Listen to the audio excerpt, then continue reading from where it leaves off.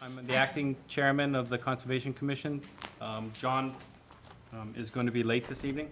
The first item on the agenda is the Governor Stoughton Lane. Can we introduce him? Yes, yep. So we're here to enforce the Environmental Protection Agency and the Milton bylaws. We typically introduce ourselves as a matter of formality, just to, I'm sorry, go ahead. Judith Darrell Kemp. Michael Blute. Arthur Doyle. Ingrid Beatty. Hans Finligan. Kathy Bowen. So just a point of order, two of the items, the 593 Blue Hills Ave has requested a continuation. So if you're here for 593 Blue Hill Ave, that has been postponed. In addition, 610 Brush Hill Road has also requested a continuation and will be postponed. We're starting this evening with 175 Governor Stoughton Lane. And you want to introduce yourself? And For the record, my name is Mark Mastriani. I'm here from Pulte Homes. And I'm just going to add that for purposes of the people watching us on TV, this is also Town Farm. That's how people know it, of course, in Governor Stoughton Lane. So thanks. Thank you. And here with me tonight is Mickey Marcus from New England Environmental. This is a continued public hearing. We're here for Milton Woods, our notice of intent submittal. We were here 2 weeks ago, and we had a lengthy discussion on a number of remaining items, comments that this commission had. And coming out of the last meeting, there were a couple open items that we were tasked with resolving or working on. And since the last meeting, we did submit to the commission two pieces of information. One was a pink lady slipper kind of survey protocol of what we would do and what we would commit to doing if we found the lady slipper in the field during construction, and also providing a survey to the commission about where the locations are. So we provided that document, and we also provided a landscaping buffer planting plan, more of an enhanced planting plan than we had previously submitted, and we used a lot of the, we used Mickey's office and his team, and provided a number of trees and seed mixes that were requested by the commission, and certain specific species that we discussed. So, with those two documents and everything else that we've provided, we hope that we've satisfied a lot of the commission's remaining concerns and comments. Yeah, if I can just add. Sure, definitely. So Mickey Marcus with New England Environmental. So I'm just going to refresh your memory because it's been a long, we like you, but we've been seeing you a lot. So we filed this notice of intent, Town Farm, Milton Woods, in June of 2016, and we asked the commission to just continue it until Pulte can work through planning board changes and peer review. So we asked you to continue it until November. So we've been meeting with you regularly since November to go through the plans. At the last meeting 2 weeks ago, I think half of you were on the fence whether to close it or open it, but there were two remaining issues that you wanted better resolution of before you closed it. And one was a more defined landscape planting plan in the buffer zone.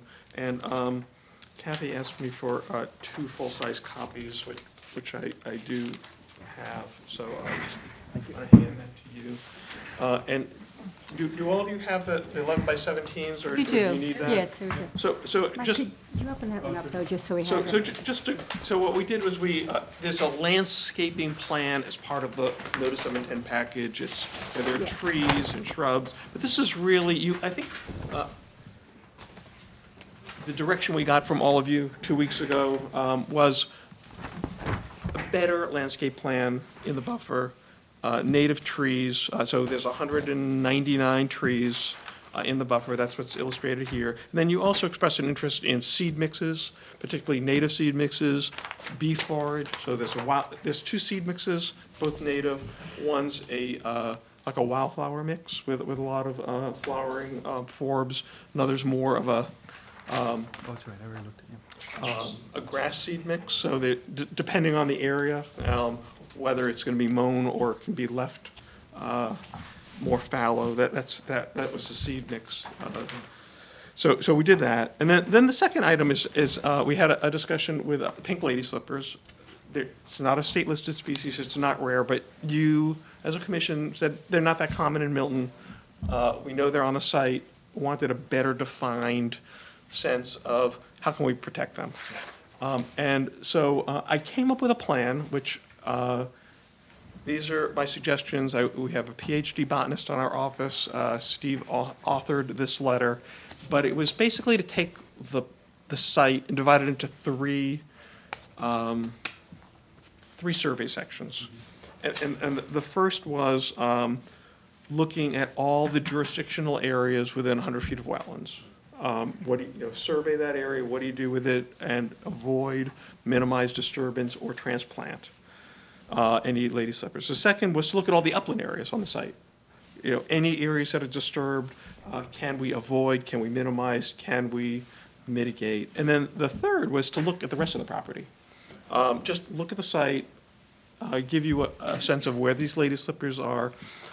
So the idea was to avoid, minimize, when we can't transplant. We spoke to a bunch of different people who said that, Judith had said, it's a very poor salvage rate, a little less than 50%.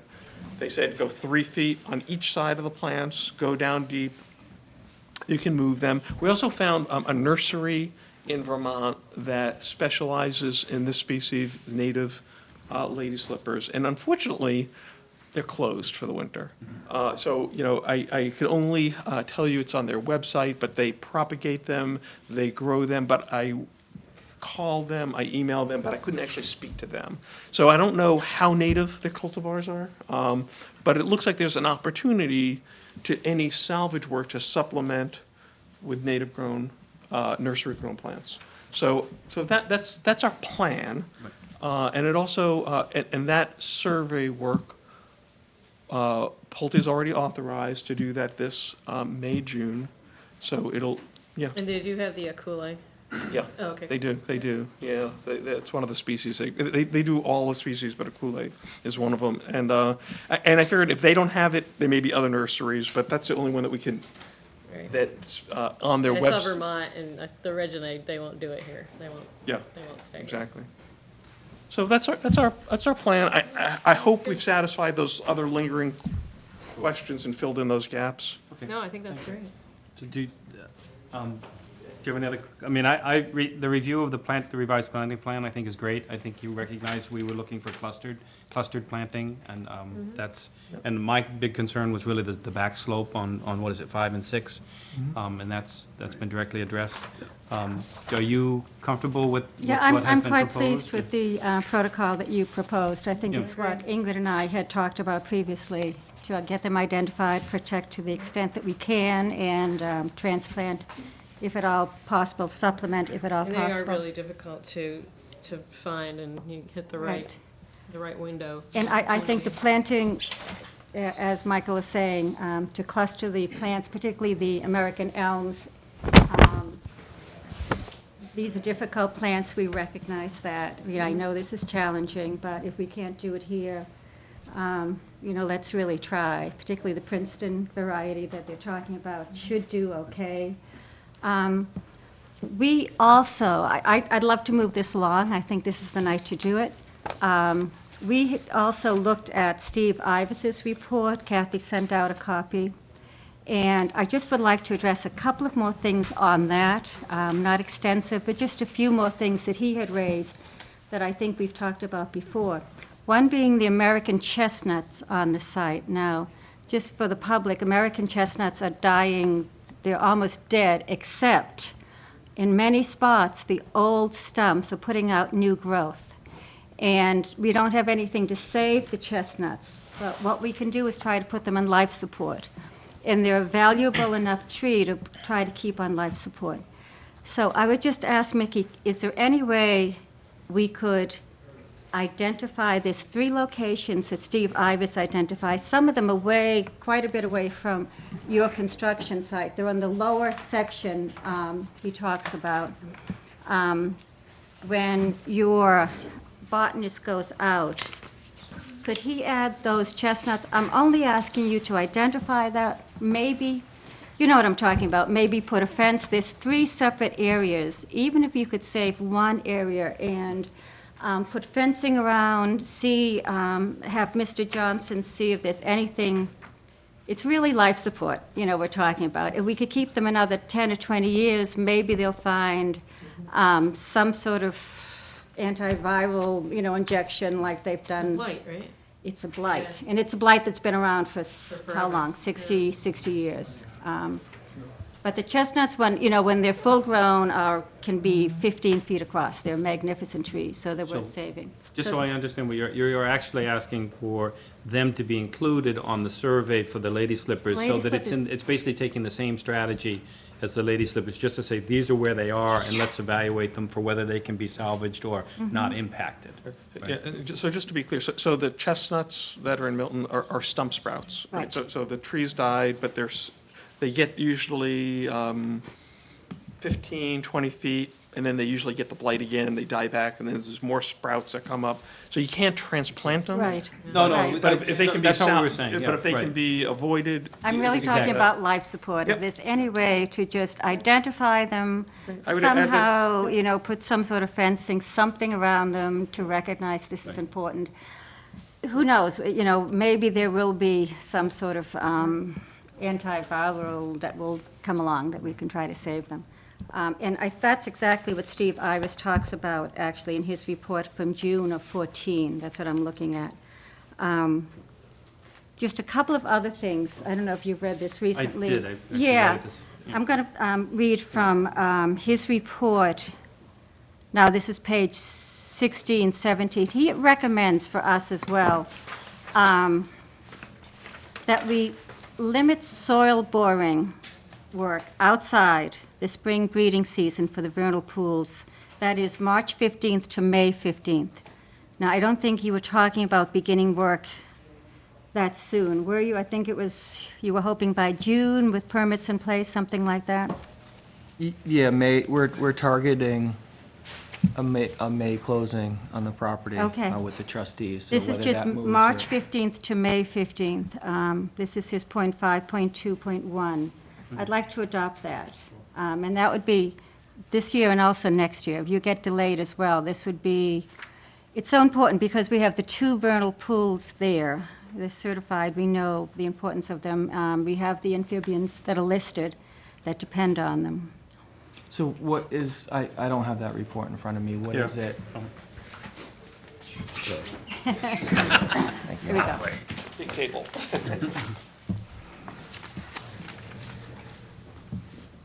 Which condition I'm is reading this? from page Oh, 16, 2.1. 2.1. 5.2.1 at the top.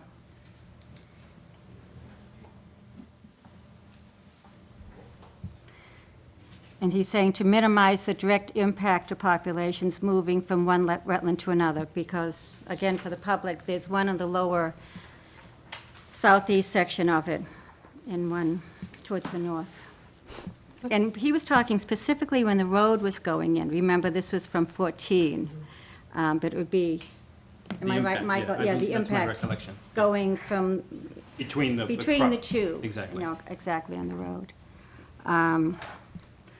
And then the second point he talks about, too, is the construction of drift fencing and a tunnel under the roadway between the two.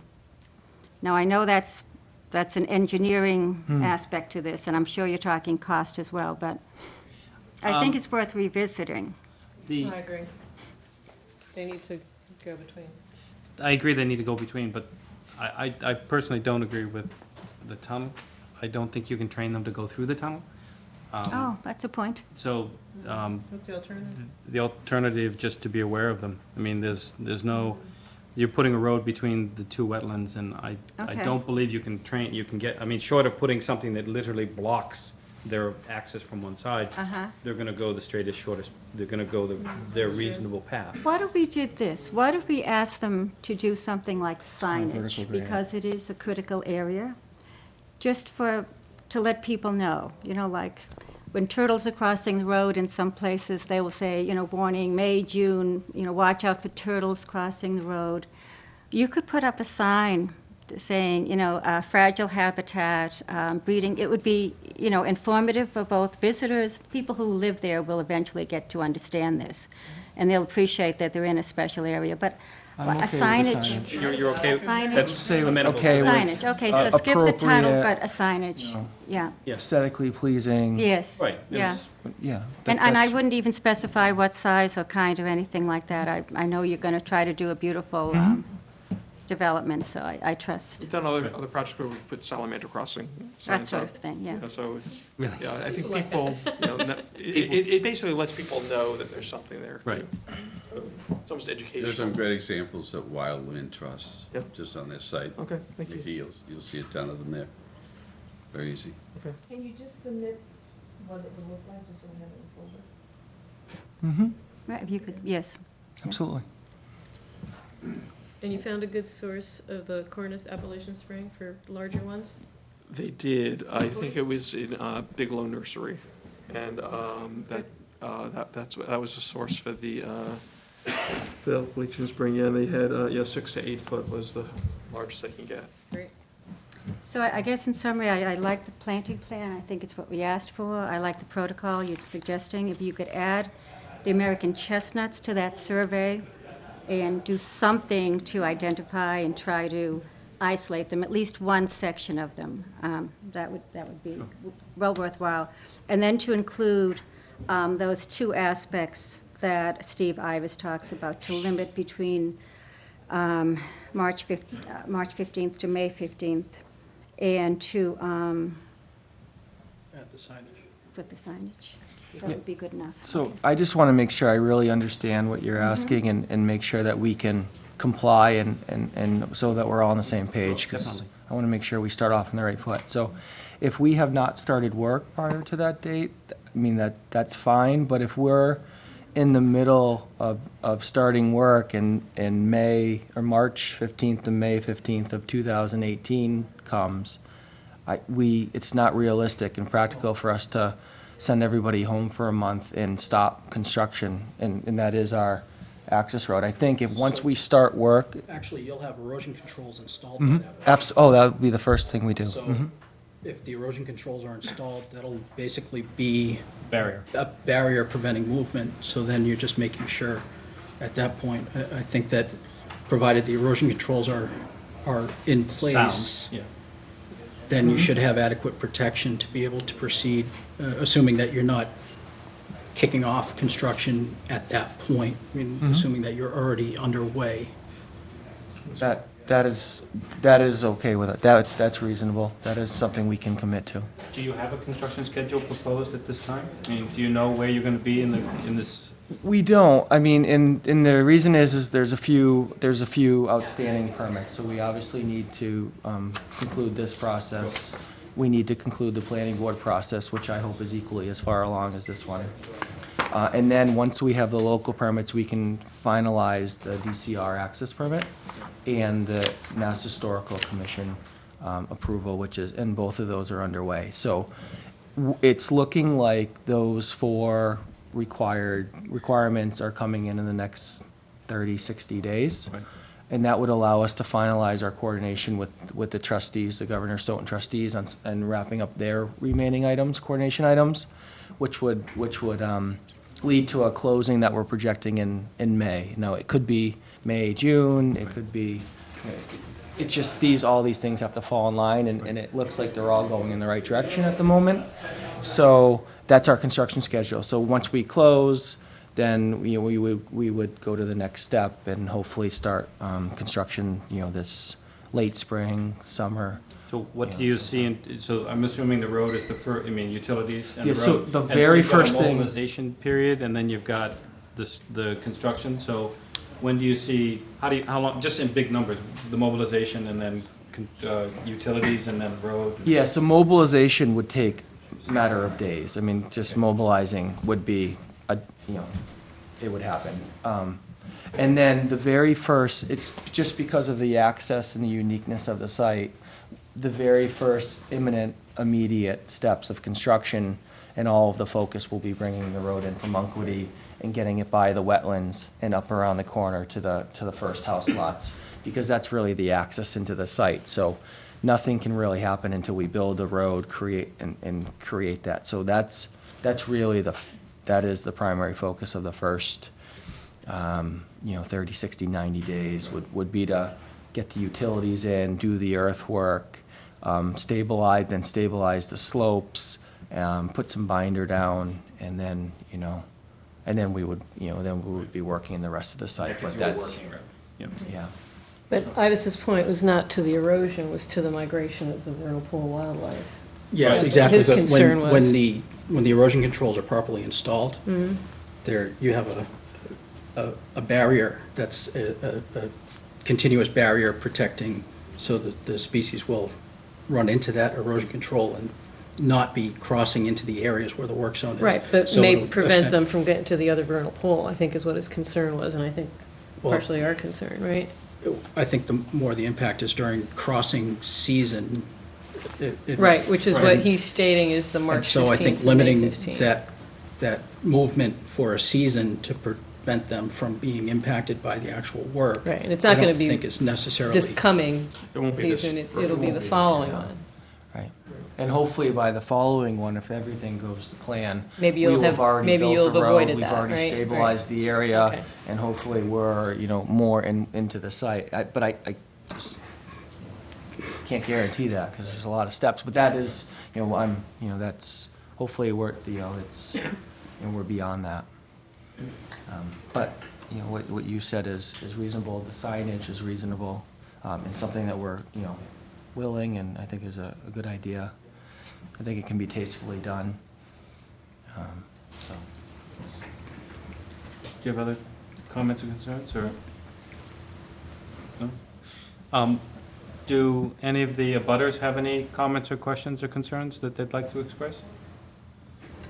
Does anyone from the public have any comments or concerns they'd like to express? Hearing nothing, this, because of the sewer crossing, the sewer line crossing across the wetland in order, that excavation, that requires a vote based on, I'm not remembering the right terms, impact against the wetland. There's a letter that is required, no significant adverse impact to the wetland.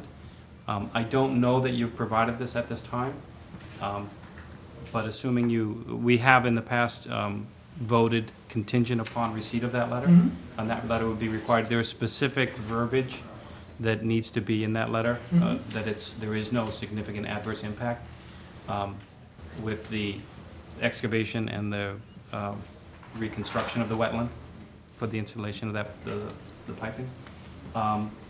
With that, with that, sorry, It has to be stamped by engineer. oh, I'm sorry. It has to be stamped by an engineer. I think you made that clear to the Mike Rosati is the project engineer, and I think you said that he I was thought we going to had, provide that. I just don't know that we've received it yet. That's my. I don't know that you have. Yeah, Yes. yeah. And we don't have a problem with that, but the approval is contingent upon that receipt, okay?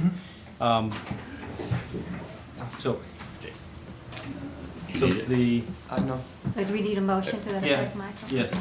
And that's for the first vote, which is of no adverse impact. So does anyone move to, Well, I would move then that upon contingent on our receiving a letter that specifies and signed by an engineer with stamp that there is no adverse impact to our jurisdictional areas, that we vote to allow sewer pipe to transverse the wetlands. second? All in favor? So unanimous? The the vote for the approval of the plan as proposed, with the conditions that the latest, as you proposed, the Lady Slipper survey be performed with the addition of the chestnut to that survey, that no boring be performed during March 15th through May 15th, as we've discussed, the use of the erosion controls to control that, and then the addition of Salamet, or the crossing signage, for the general public for the duration of the project. Are there any other conditions that? And the acceptance of the planting plan as submitted. Yeah. Okay. So moved.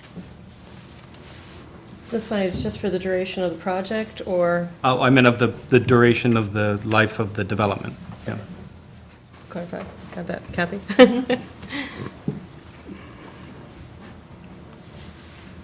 Okay, with that caveat then, so moved. Second. On that, all in favor? Yeah, unanimous. Nice to- So, so with that, we're all set? So you need that engineered, no adverse. Letter, Significant that's correct. adverse. Yeah. And just a sample of the signage, just so they can.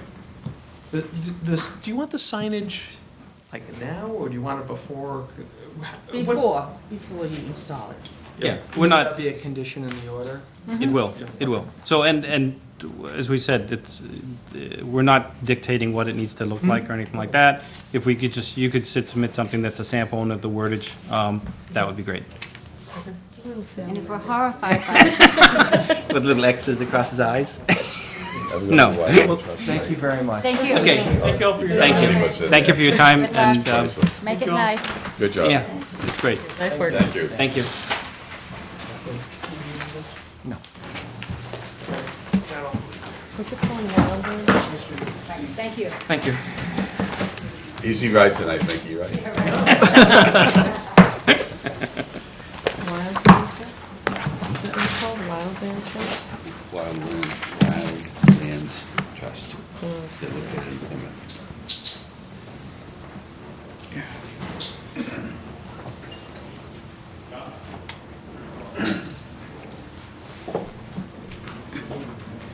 Did you have to do that?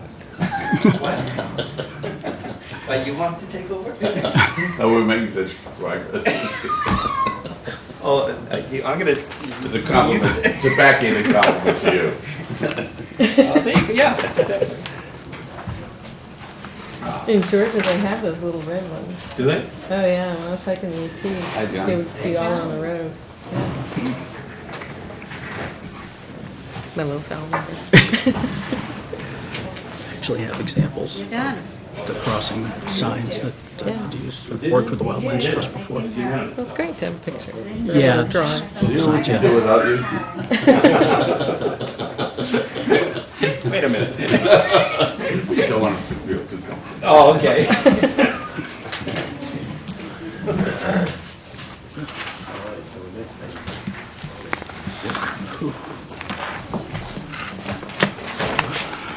What's up, folks? Good evening. My name is John Kiernan. I didn't introduce myself at the beginning of the meeting because I had to recuse myself from item 1 on the agenda. Item 2 on the agenda is 131 Elliott Street. That's the Henry building. Charlie, would you identify yourself, please?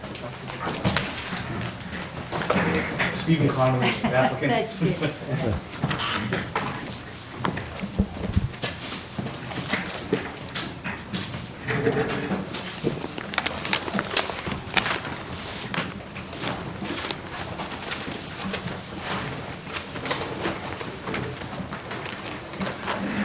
Actually, could you move that up here and then move it here, and then public as well? That would be perfect, thank you. Right about here would be great.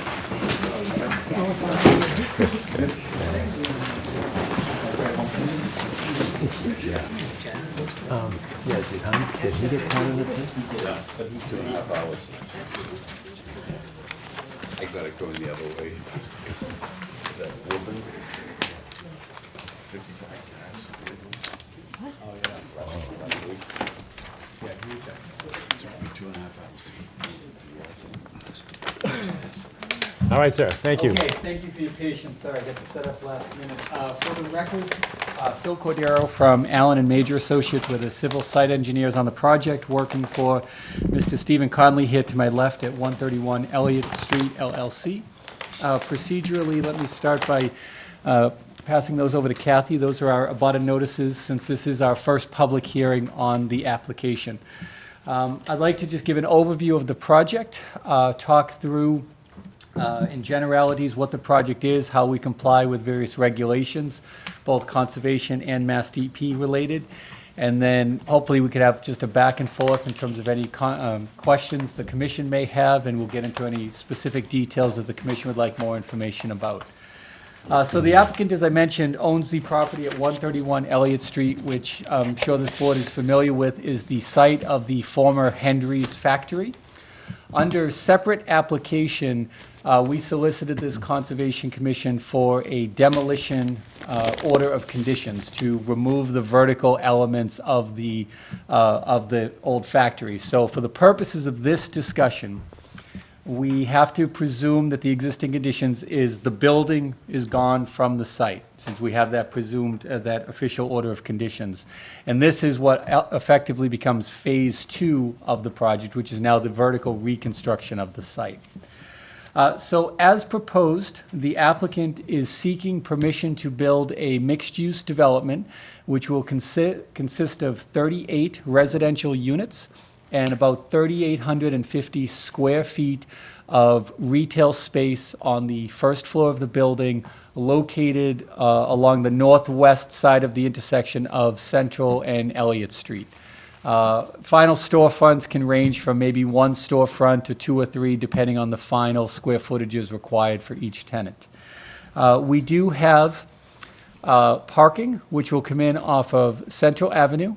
You can see, Elliott Street, to the left of the plan, the western side of the property, will have a surface entry point which will pass 22 parking spaces as it approaches to a subsurface garage, a 2-level subsurface garage below the building.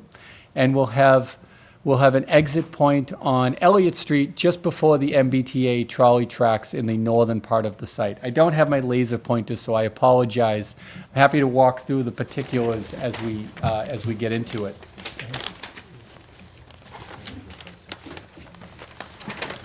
That's right. We were just talking about this, the Central Ave. And the entrance on Central Ave accesses the subsurface garage that's underneath the footprint of the building. So the entirety of the site is in a riverfront area. It's in riverfront to both the Neponset River to the north and Pine Tree Brook to the east. So the bulk of our discussion will be compliance with the Riverfront Protection Act relative to redevelopment. So as I mentioned, we have an order of conditions that allows the demolition of the existing structure that's out there.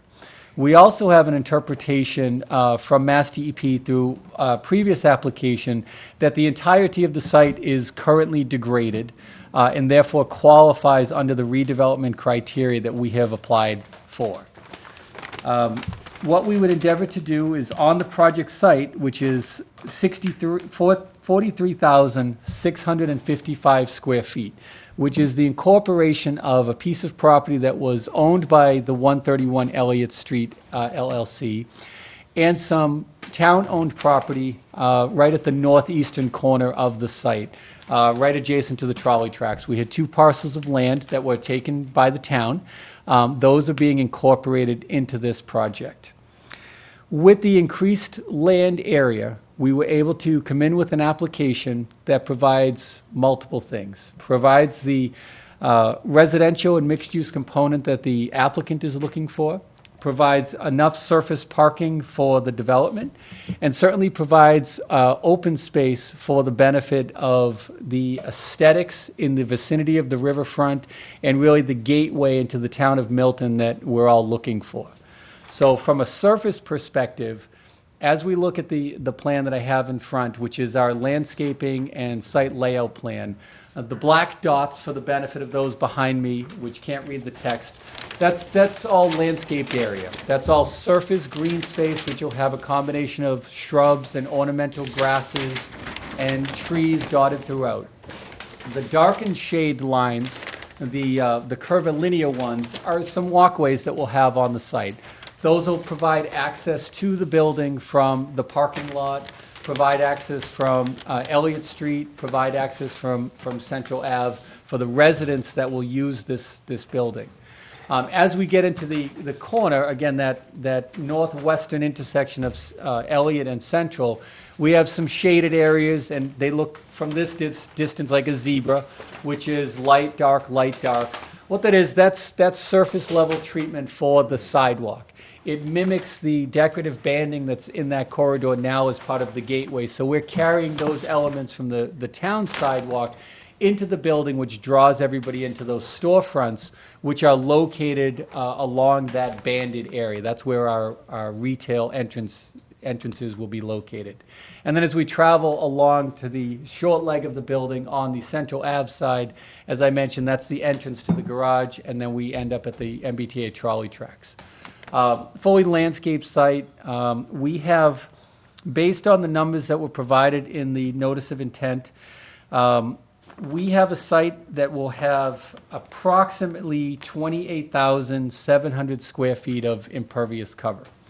Now, I mentioned that knowing the history of the site, where we had a lot of concerns as to how much open space we were able to provide, with the additional land area acquired from the town, with the reconfiguration of this building and as presented here in the application, at the end of the day, we will have, for the surface treatment, approximately 34% of the site will be vegetated green cover, so lawn, shrubs, ornamental grasses, or planting. So approximately a third of the site. And then an additional 5,800 square feet will be the decorative pavers and walkways that facilitate the pedestrian access to the building that we're seeking.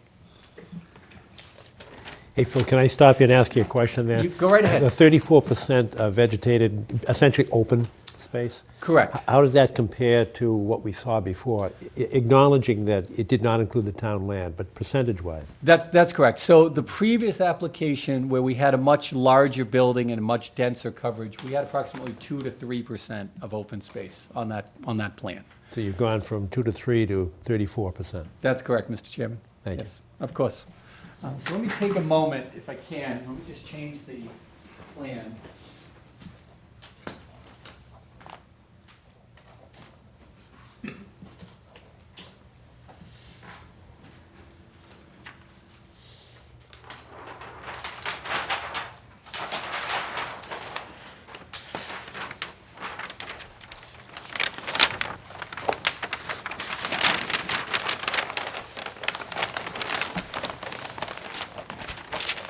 So, given the development program, our next onus under this application is we have to provide certification that we can meet the Wetlands Protection Act, specifically the Riverfront Protection Act, in developing the stormwater that will service this parcel.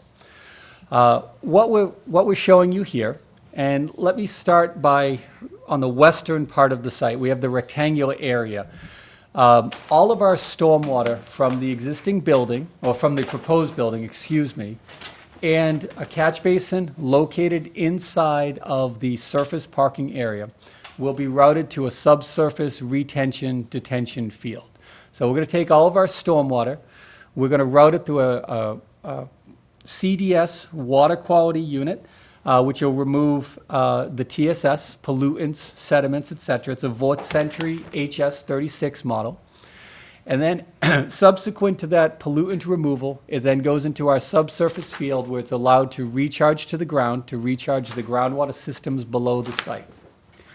When that field, and that's denoted by the large rectangular field just to the west of the shaded building on the plan there. When that system reaches capacity, we will have an overflow pipe that then runs parallel to Elliott Street along the frontage of the building. It does pick up a couple of additional area drains that will drain the landscaped portion of the site before leaving the property at the northwest corner of the Elliott Central Ave intersection with a new pipe installation that will run through the intersection and then connect into the bridge head wall at Pine Tree Brook, where it will discharge into the existing waterway. So we are seeking a new discharge into Pine Tree Brook. In order to qualify for that discharge point, we need to ensure that all of our stormwater is adequately treated, which it is, and we can talk about the specifics. And then we also need to ensure that the receiving body of water is not damaged or adversely affected by accepting the new stormwater flow. Go ahead.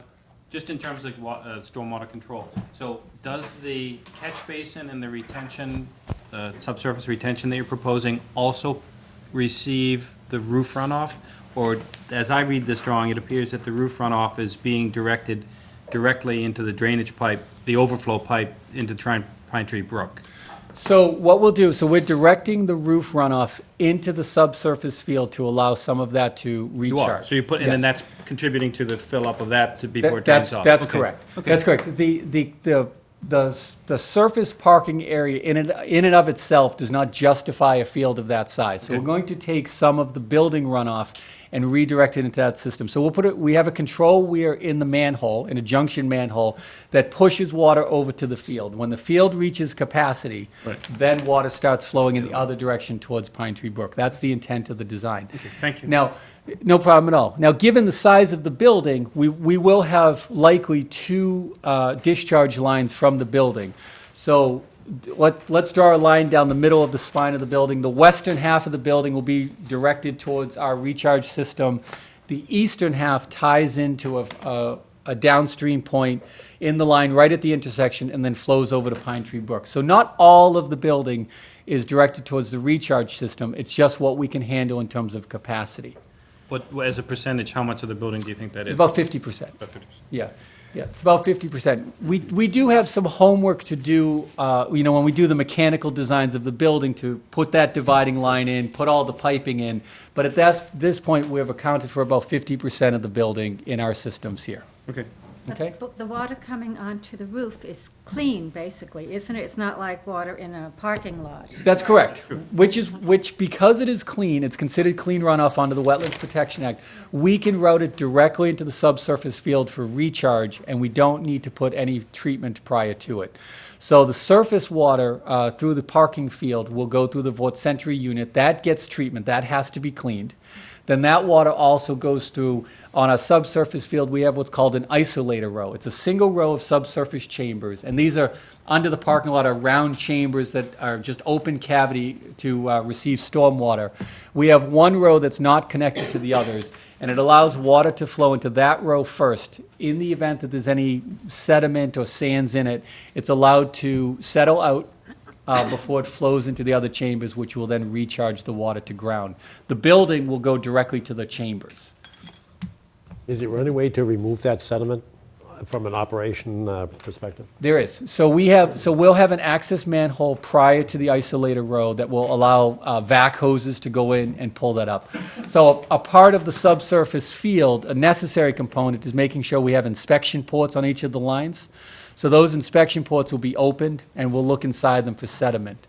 So part of the application also includes an operation and maintenance plan, and it outlines what the applicant's responsibility is in terms of opening these systems on at least twice a year basis to review the sediment buildup and then provide appropriate cleaning to make sure the systems are functioning as designed.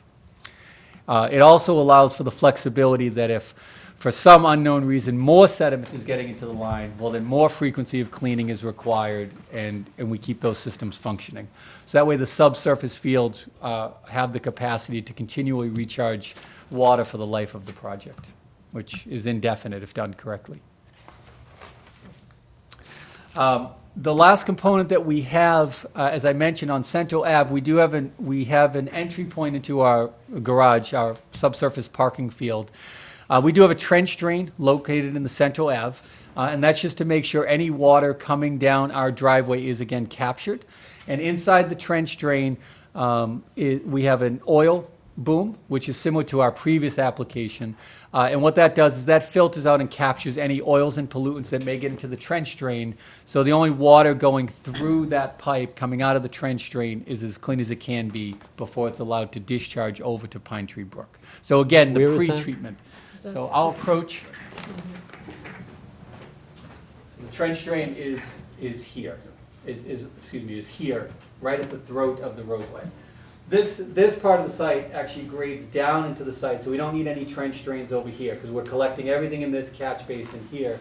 This one, we have some coming down through here, so we have a low point that we need to make sure that's adequately captured and treated. Once it is, then it's routed through the piping network and then allowed to discharge. That's an Is that- entrance? I thought that was an exit. Yeah, the way you described it earlier, that that you're this was going an in there and entrance then and, coming and you were exiting on it. So- So they don't connect, do they? No. They do not connect. We have, there's 38 spaces from Central Ave under the building, within the building footprint. 38 spaces. But it's a story up. And then it's, the, off of Central Ave, Yep. it's the level of Central Ave essentially. You Right. drive right in, you have 38. Now, where the parking lot is on the west end, when you drive into that parking lot, you have your 22, and then there's an entrance that goes under the building on that same level, and there's Yep. another 28 spaces in there. But that's a story above the lower level. Exactly. Okay. So it's that two-tier thing. Sure, okay. And they don't connect, they're No. just, they're doing this? Right. Okay. Apologies for the confusion. Obviously, they're two separate levels there. So when you Sorry say about that. oil boom, it's just absorbent material, there's no, and what's the anticipated frequency of having to have that material replaced? Is that something that's accounted for in this O&M plan? It's in the O&M, so what we'll do is we'll look to inspect that annually, and then you make a determination based on how absorbent that material is. It's basically a sleeve over a pipe, you take it off, put a new sleeve on. Is that the same product you proposed for the last design in the lower parking garage? In the trench drain. In the it's trench. In the same, yes. The stormwater system proposed here is different than the last application. That trench drain In boom the garage. is the same, that carried over. It's a good effective way to treat the water going into a trench drain. My concern about it is that it's not within the building envelope and protected, that you're basically getting everything that lands on the street or on that road in any weather conditions. It would, from my perspective, it would function better being just inside the envelope of the building so that you're really only getting conditions that are coming out of the garage rather than everything that's from the sidewalk or the street. And the idea that you're only reviewing that annually, especially for the first year or two, it should be regularly, I mean, much more regularly than that, to see if it's getting saturated and needs to be replaced. It might need to be replaced every 3 months if something is going wrong. But Michael, if you're getting the material coming in from the street, why not get it treated? Otherwise, that's going to go into the storm drains, and directly into Pine Tree Brook. Why not have that added benefit, protecting the river and Pine Tree Brook? I mean, The more you saturate it, the quicker it's going to need to be changed. I mean, Well, but it's getting changed, so it's like an added public benefit in a way, incrementally, but still something, What's the elevation difference between the street and the entrance to the garage? It's about a foot. So we're 23 and a half at the entry to the garage, we're 22 and a half at the street level at Central Ave. So it's a foot graded down towards Central Ave. That's why the trench drain is located right there. well, I get it. Yeah. Now, it could be located at the lip of the garage, you're absolutely right, but then that driveway apron is unprotected Unprotected. from going into the street. Okay.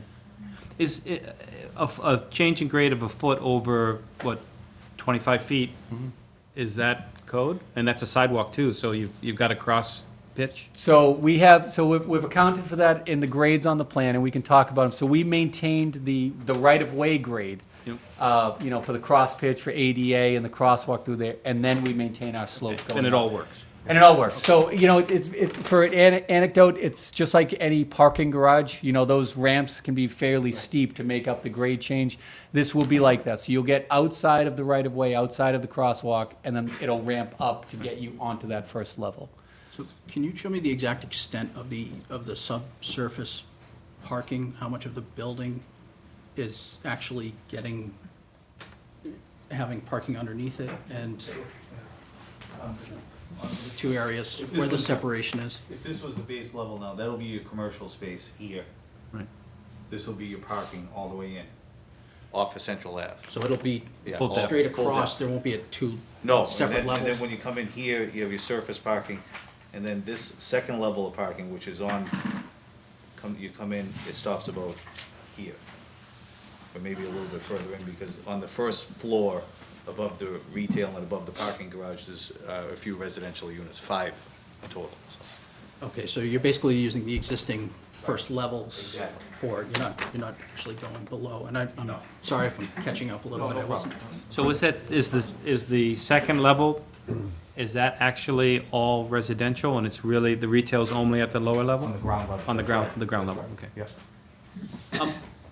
Can you, it would be very helpful to have drawings that show the garage, the first and the 2 lower levels, as well as the context of the rest of the building, the elevations, just to understand what the roof is doing and just to understand what's going on.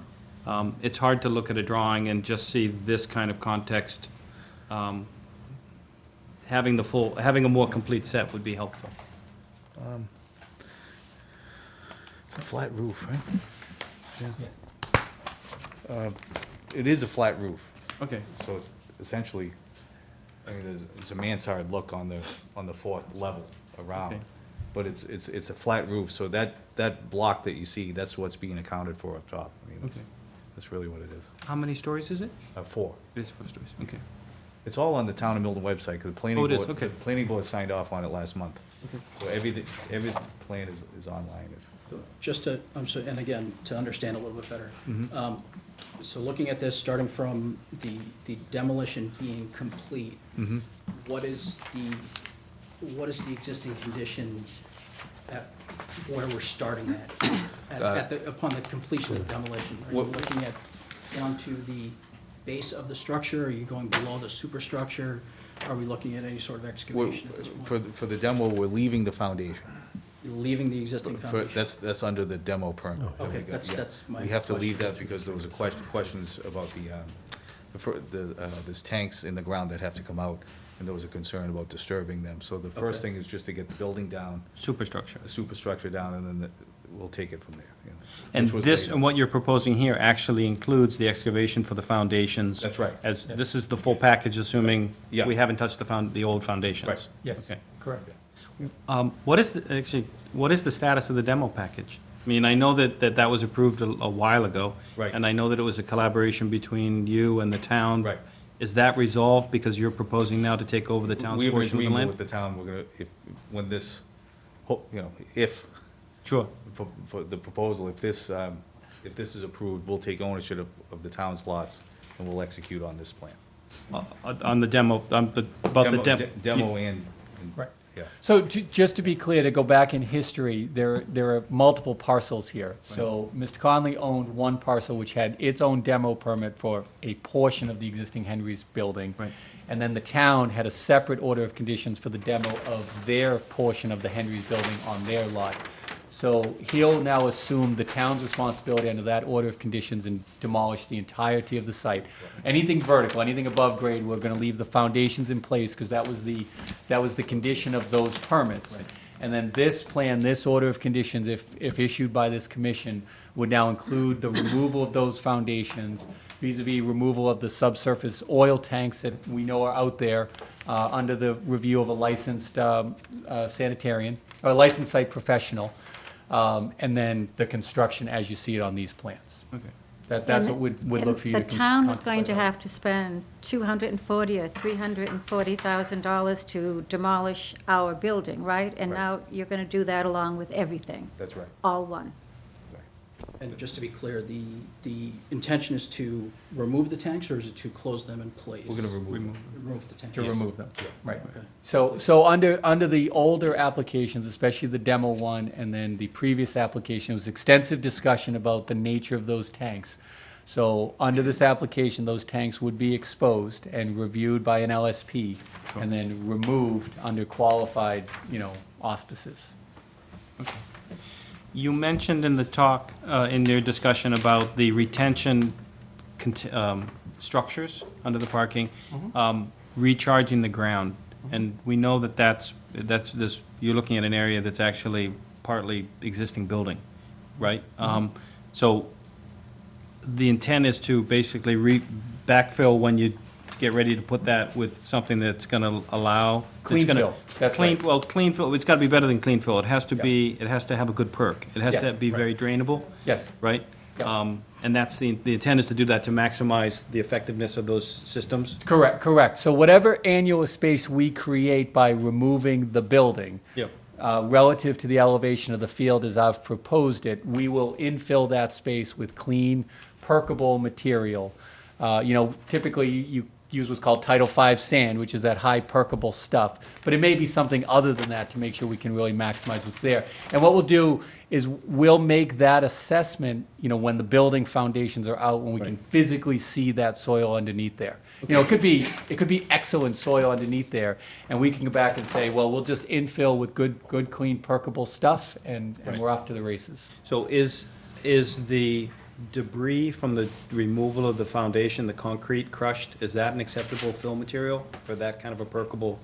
It can be if crushed under the right conditions. So if you take concrete, obviously remove the rebar, remove the metals, all of that, and crush it down to a really fine level, it can be. You just have to make sure that the fines are taken out of it, so that way it's not, a thick, viscous material. Doesn't mud up, kind of? Yeah, right. Because if you have something with a lot of fines in it, especially cementitious powder fine, excuse me, and then you get it wet, it saturates and it becomes that gloppy, gluey stuff that really doesn't recharge any water. So if done under the right conditions, it can. The reality is, and I would recommend, if he asked my professional opinion, we don't use crusher run underneath the system. We get some import just for that area and use the crusher run somewhere else where you want good, stable compaction under the foundations of the new building, and you want it solid as a rock, quite frankly. Right, Yeah. okay. Thank you. Of course, of course. Is there any, I know that over the years, there have been a lot of questions about both the demolition and the construction in terms of having a crusher on site. And that brings up that's an old issue, the noise component of it. Do you intend to take the concrete foundations in what I'll call phase 2, the construction of the building, and crush it On site. on site? Yeah. All right. That'd be ideal. Do you know about how long will that take? And what is the impact on the neighbors? Originally, the total time frame for the demolition complete, RIS had given an estimate of 5 weeks total, and that includes getting the structures down. The foundation work, I wouldn't want to be held to a number, but I can't see that being a long period of time with the crusher. Give or take a week. So the 5 weeks is only on phase 1, the demo, down to grade. Down to grade. Right. And then essentially the crusher would come in when you're Just with the taking concrete. foundation, the Right. concrete. Yeah. And you think that's about a week? We'd need a crusher, would probably be a week, once we had everything prepped, everything pulled in and prepped, ready to go. And it may, that's a guesstimate. I didn't expect that question.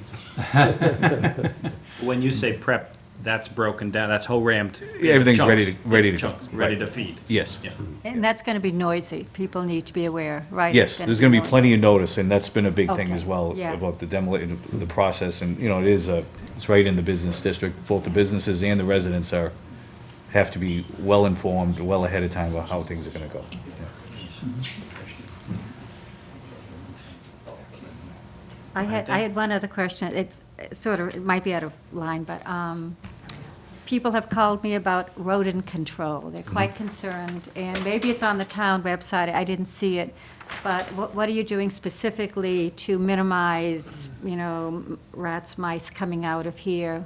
The rodent control program will be with IRIS, they're our demolition contractor, but both inside, the building will be baited inside, and then also on the outside after a period of time. We'll have to have an extensive program in place.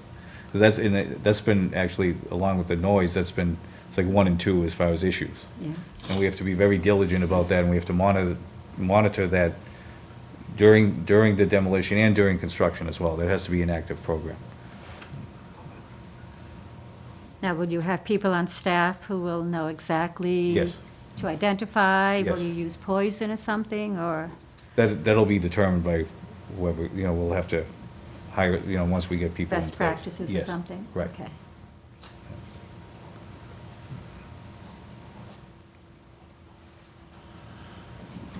Does that best practices go by Board of Health? The Board of Health is involved in this, yes. They have to be notified of everything that's going on.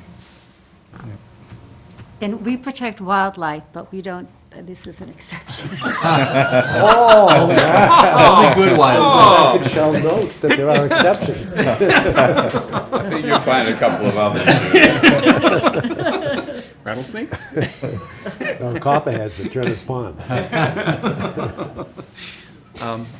Could you talk about planting? I mean, Sure. So let me flip the page again. So we're looking at the right hand.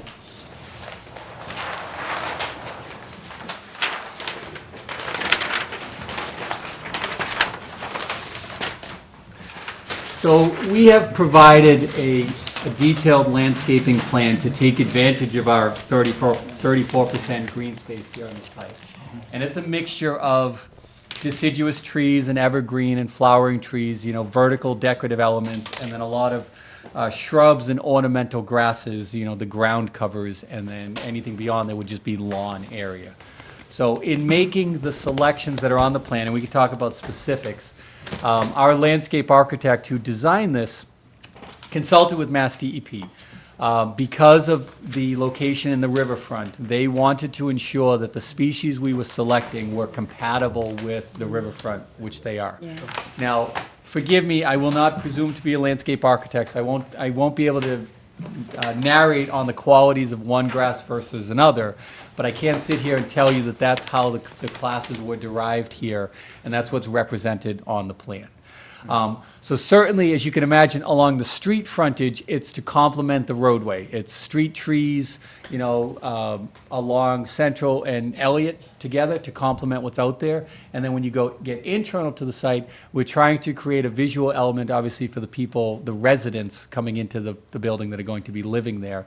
And then along the perimeter, especially the western sideline, separation and buffer from the existing residential structures on the west. So those are the components that went into the design and then resulted in the materials chosen, which, range, and I'm reading here because I don't know the specifics of each one necessarily, range from, we have sugar maples, paper birch, red oak, the hackberry tree, red cedar, and then the grasses range, the junipers, inkberries, some daylily varieties, so it runs the gamut.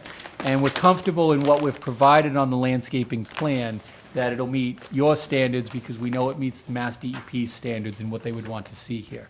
And we're able to use applied knowledge from the previous. Can you hold on? Yep. Thank you. sorry, No problem. high tech. So we're able to use applied knowledge from the previous applications to here. So, to learn from the things that we know work and the things that people would definitely be looking for. Glad to see the variety that you have and the addition of some of these species too, such as the chokeberry.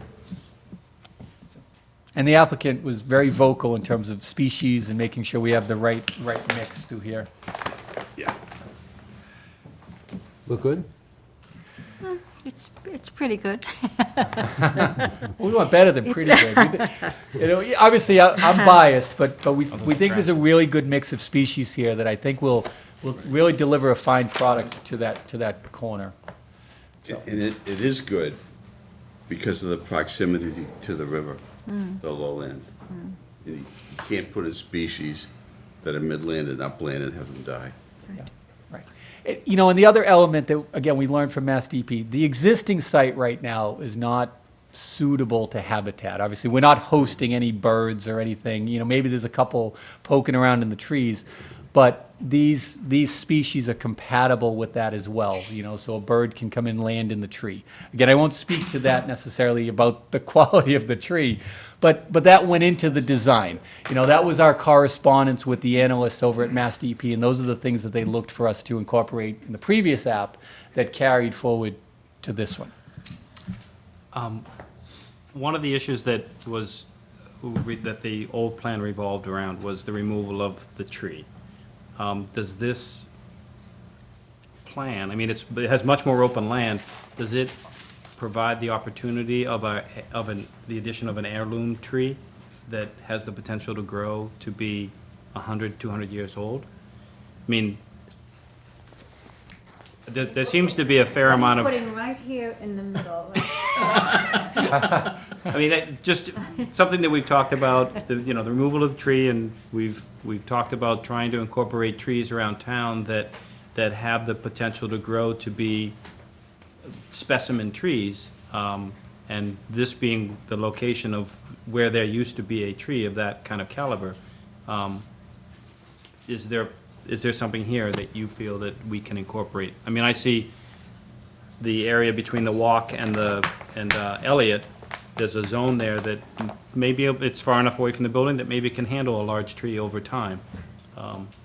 Do you see that being able to be incorporated? Well, so let me give you the engineering response, and then Sure. I'll let the applicant speak to the tree itself. Sure. So one of the things that we talked at great length about before, because we understand the concerns with the heirloom hair before, we can't necessarily go out and transplant a very large tree in the area, because my position remains the same now as it did then.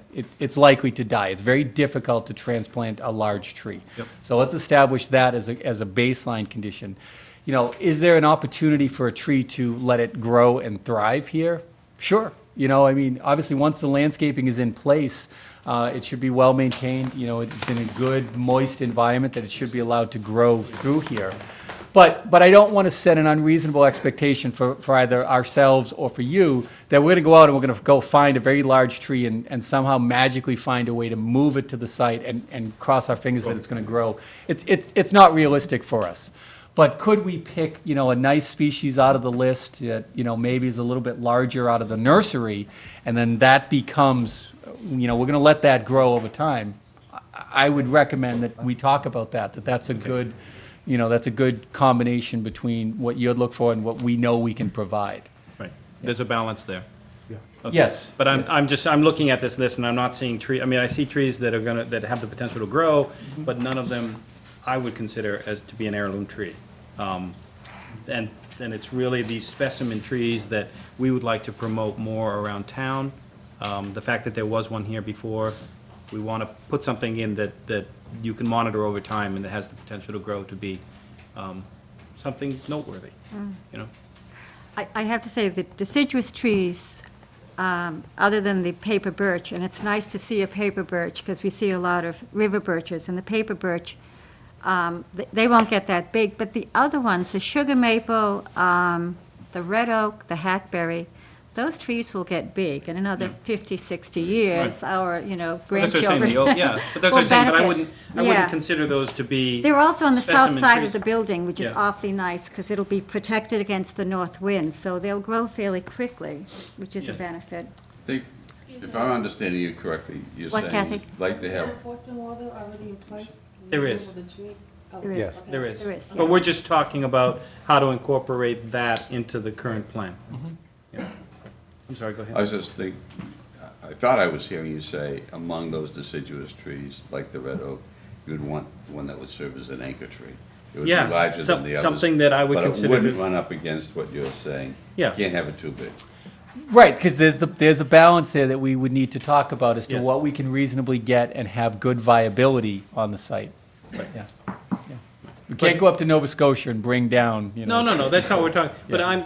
I'm talking about the tree, like, these are generic. I mean, these trees are, to my opinion, they're generic trees, as opposed to something that someone would make reference to as, oh, you have to go see this tree, if you were talking Sort of about. showcase A tree. showcase tree, a specimen tree, in terms of giving it putting something back here that has the opportunity to grow and be a specimen tree that's noteworthy at this end of Elliott, on this, in this site. And to me, it looks like you definitely have an opportunity to do that here.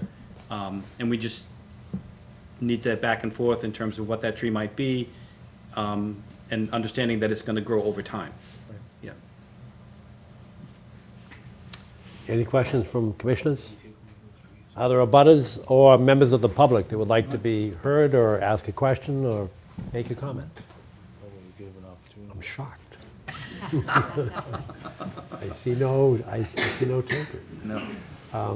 Well, I can say that I'm impressed with the progress that I think we've made, especially given our concern for open space, in going from the previous plan that was 2 to 3% open space, acknowledging that it did not include the town land.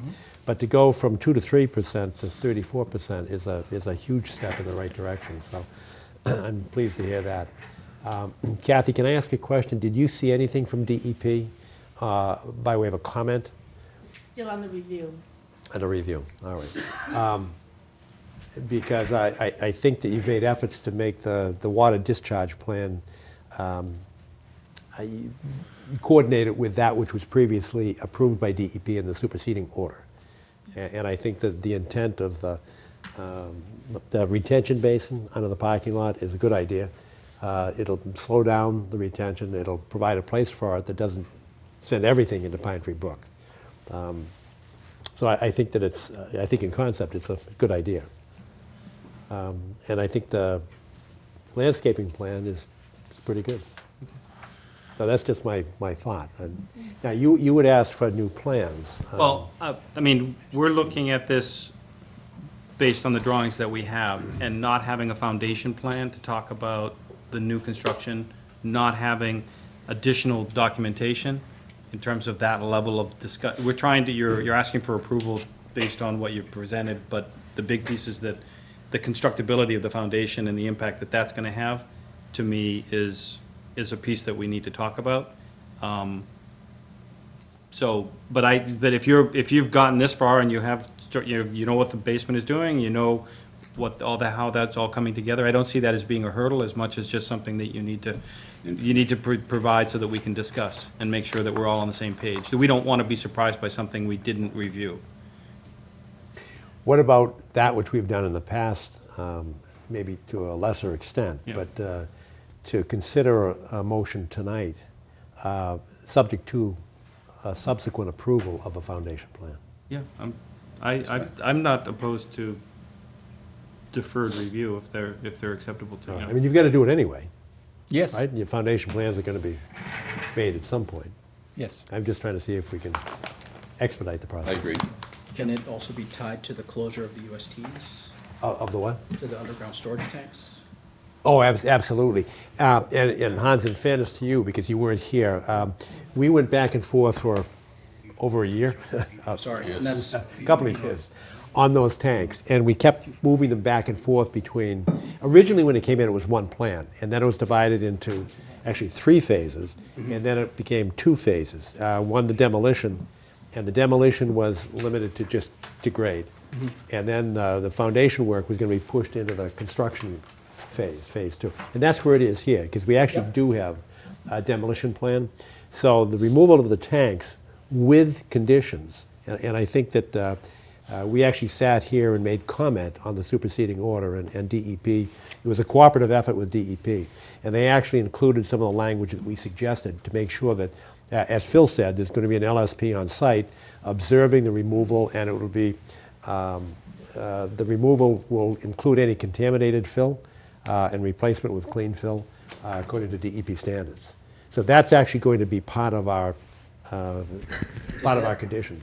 does that change the compliance with the stormwater standards in the event that there is, so, meeting That's a fair question. standard 5 for land use of higher potential pollutant loads? One of those so just- standards is the site a DEP release site?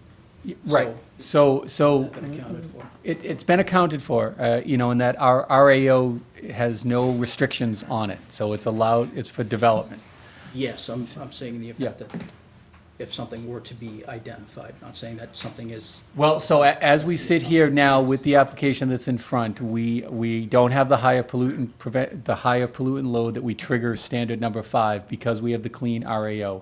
The only reason we don't have full 0 RAO is because we couldn't get below the machine room because the foundations are in the way. So to your point, if upon excavation through here, the site is classified differently, then obviously we would need to react to that. But we don't have that to have to deal with today, according to the DEP records for the site. yeah, and when was that RAO? When did that? Yeah, 96, thank you. Yeah, Okay. right. All right. And there's a lot of discussion about, you know, whether or not, there are monitoring wells on site right now. Yes, And that's, I wouldn't be surprised if there was contaminated soil yeah, no, in the the area. bigger concern would be trying to meet 2017 standards on an RAO but I'm sure you're well aware of that risk. And I'm sure you're doing your best to mitigate it as much as you can. So in terms of additional drawings to submit, the parking garage needs to show, both the levels parking garage need to show the stormwater control, both from runoff from the cars. In the previous plan, you had this, you talked about the trench drain with that should be included in the plan that you submit for the garage levels, so that we understand everything that's feeding into the stormwater. And I don't recall, is that actually considered septic, or is that considered stormwater? If it goes inside the building, it qualifies then as sanitary, and has to go Sanitary. to the sewer system. Okay. You know, as soon as we're inside the envelope, it has to go somewhere else. So if we're outside, it can go to storm drainage. Okay. Thank you. Sure. Well, go back to that, because I'm still a little hung up, given the elevation difference. Where do you think it would be most appropriate to put that trench drain?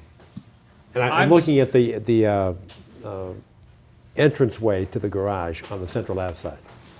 My feeling is that putting it out in the open like that, I understand that there's an apron there that you have to deal with, but it's out in the open like that it's gonna be saturated very quickly, as opposed to being just inside the line. But when we look at the plan and see what the floor is doing, and maybe the floor is all sloping in the other direction to an internal drain, and then putting it here is, you're only catching what's on the apron. In which case, it's still going to saturate quickly, but now it's not really catching anything coming out of the garage. Right. So let me interrupt. I apologize. So let me interrupt. Just to be clear. So it's not a free flow from the garage down through this apron. So obviously we will have doors at the Yes. site. You know, so obviously everything inside the building is contained and will go to floor drains and it'll go to the sanitary pitched system. to the interior. Exactly. So we're really only talking about that flush across the driveway apron. So our cars coming out of the garage, leaving the site before it gets into the right of way, that's what it's capturing. Okay. So. Yes. So to that point, and Judith, it's not going to capture what's on the street because of the elevation difference. Because that apron is up at least 6 inches higher. Well, so it's not that high, Mr. Chairman. So what happens again, so we have a foot difference between the garage entry exit point and the street level, so everything is graded down and our trench drain is located at that point. And then we'll have a slight rise right there at the transition, only of a couple of inches, and then we're in the gutter line of Central Ave. Can the trench with the sock that you're talking about for the oil control, can that actually be put on the apron in the slope of the apron between the gutter and the sidewalk? Because that would mean you didn't have a mount at that point. You'd have a smoother transition into the driveway, and it would also elevate it so that you wouldn't be catching things coming off of the street. So because it's private, we want to keep it on the private property Yep. and not in the town's right of way. So that's why we create that little detail. Technically, if it's in the town's right of way, it's the town's problem. Right. Versus on the private side, it's the applicant's issue. to So do. it's the trench is the street side of the sidewalk, or the building side of the sidewalk? It's on the building side of the sidewalk, so it's on the back side of the crosswalk. Okay. So It's actually high, it's nowhere near the trench of the street. You're the sidewalk plus whatever the median is. Right, It's so actually- there's some difference there. Again, to the chairman's credit, I don't think it's exactly 6 inches. I think it's some number smaller than that, but we are higher than the street through the. Higher than the sidewalk. Right. So we're at the level of the sidewalk, and then it slopes down through there. Right. Yes. Yeah. So it's nowhere near this, it's not gonna catch anything from the street. That was my point. Yeah. Right. And I just want to make sure Judith knew that. Oh, okay. 'Cause no matter Below what- the garage, We can above move the it back street. and forth, it's not going to pick up the street. Okay. Okay. Sorry. What? 22.16. Yeah, but this is the drain up here, Yeah, I which is know. on the high side of the sidewalk. Right. It's right on the back of the striped crosswalk if you're looking at the C3 sheet. So in conditions where it's in that position, it'll handle natural flow through, clean water flow through with no problem. Right. And it's gonna pull out the oils and. Right, it's the boom, it's like a filter sock, It's a you filter know, sock. and any of the oils that go through there is grabbed by the sock and they hold it. Does it break down the oils that it catches? No, It that's just- that's why we replace the boom every time. Is there an alternate way to address that that would not involve a piece of, a sponge that would need to be replaced? Is there something that doesn't have a replacement part that could just be maintained like the other areas, like some sort of oil water I center? think you do a trench with a catch basin at Yeah, one end that's it. that basically filters it out. You got it. It's a trench drain that goes to a structure, and in that structure, it's either a catch basin with a hood, or it's another water quality structure, or it's an oil and a gas separator. So there are other avenues to pursue. We're dealing with a very limited area here that we have to put the trench drain in anyways, so it's actually a really good application for this. You know, and then I'll also go so far as to say, a lot of times what you see with a trench drain is they clog up very quickly and nobody maintains them. This will effectively, don't repeat this, force maintenance on the trench drain, you know, Right. because you have an element in there that has to be handled. Well, I want to say, this is a tremendous improvement. It's such a better plan than anything we looked at before. I think it does respond to our concerns for open space and for, as you're saying, a gateway to Milton. It's a real, it should be an asset to the town. So I'm really pleased to see it. It's really looks like it's going to be a wonderful addition. The idea you're saying it has the mansard roof, that'll be complementing the one across the street, so a sense of unity within the square. I think the planting plan it's more than adequate, it's pretty good. I think you'll have with the shrubs, you'll have a little, experimenting to see what works, otherwise you'll be replacing. In terms of the trees, I want to make two suggestions. One, red oaks are wonderful, but man, can they put out acorns. And you may rue the day, they can put out on massed years tons of acorns. They also tend to get very wide. I would suggest you do white oak instead. It gets to be more narrow, it will go more narrow and get tall and give lots of shade, but not be hitting windows. It have to be, I would suggest white oak. They don't quite get those massed years as much. And the other thing is the Austrian pine is not native. The black pine is not native. We are sticklers for native. So if you could replace those with any native, a balsam fir tree would be awfully nice. It'll be fragrant. The freesias are just as good, a southern type of balsam. Either one of those. But with those two suggestions for now, We value the suggestion, would certainly have no issue with yeah, either. okay. We like to stick with the natives consistently, so. Do you have an O&M plan for both the retention basin under the parking lot and the trench drain? Yes. Yes, so we submitted that, that's part of the package materials, so you have that in there, and it outlines the inspection, the maintenance, and the monitoring. Is it in the stormwater report? Yes. Okay. Yes. In fact, one of the items that we also had, Mr. Chairman, hang on as I flip through it, about halfway through the report, Section 2, Operation and Maintenance Plan, and then it outlines all of that, construction, post-construction and pre-construction activities.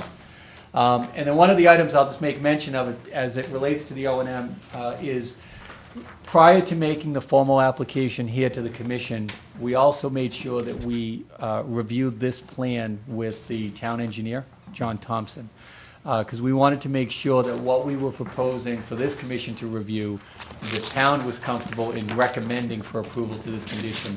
And that includes our stormwater system, it includes the connection to Pine Tree Brook, it includes the crossings through the intersection, et cetera.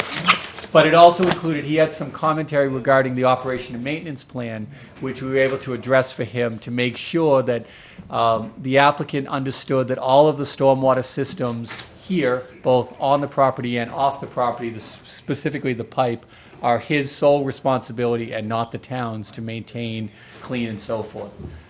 So we had, hopefully you have it in the letter in the file. If not, I can provide copies to Kathy, which was effectively a letter from John Thompson dated January 26, where he has a couple of very minor comments, but other than that, he's in agreement with the plans as proposed, as I'm presenting to you here tonight. So, Yeah, that's what I was concerned with. I think I found what I was looking for. Oh, okay. yeah, right.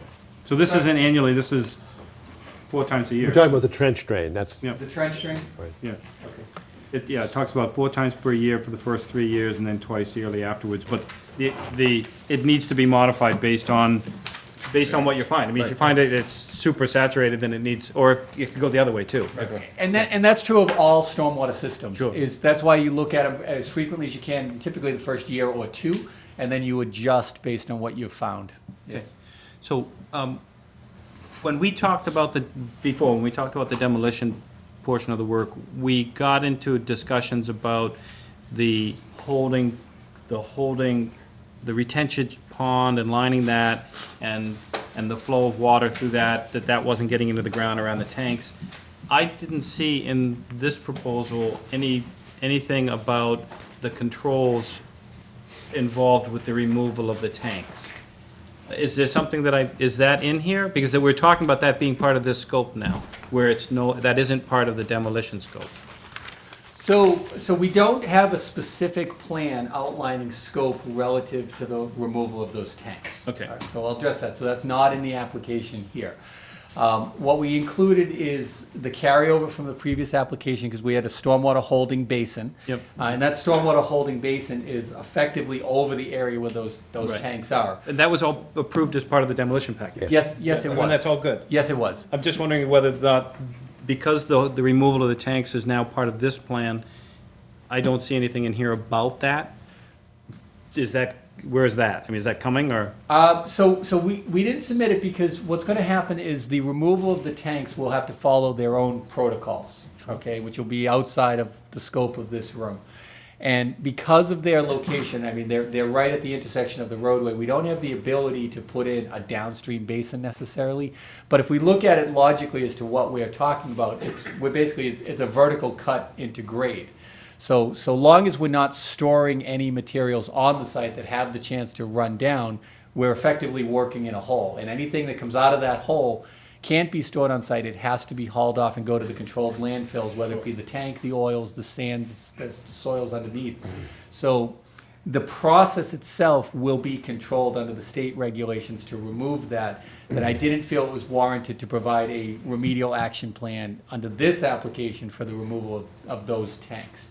And we got into it a little bit under the previous applications as to, who retains jurisdiction over this activity, and we have to defer to the state standards because the LSP has to associate directly with DEP. Obviously, this commission gets notified and copied on everything, but it's the state regulations But that... the work still needs to occur in accordance with the Act, with the Wetlands Protection Act. That's true. So you're talking an So excavation of As part of that material. notification process, I Wanna would see think it. that the commission would be included in that. And in the public notices, the comment periods on any remedial plan or. Yeah. Oh, yeah. Oh, we agree. Whatever takes place under those actions, this commission is part and parcel to, for sure. So, My memory is that was included, because that was a concern that came up, and Hans, originally, we denied the permit for the building. It was appealed to DEP. DEP supported us, albeit for different reasons. That was then appealed by the applicant, and when the final order came out, there was we never got to a hearing because it was a resolution.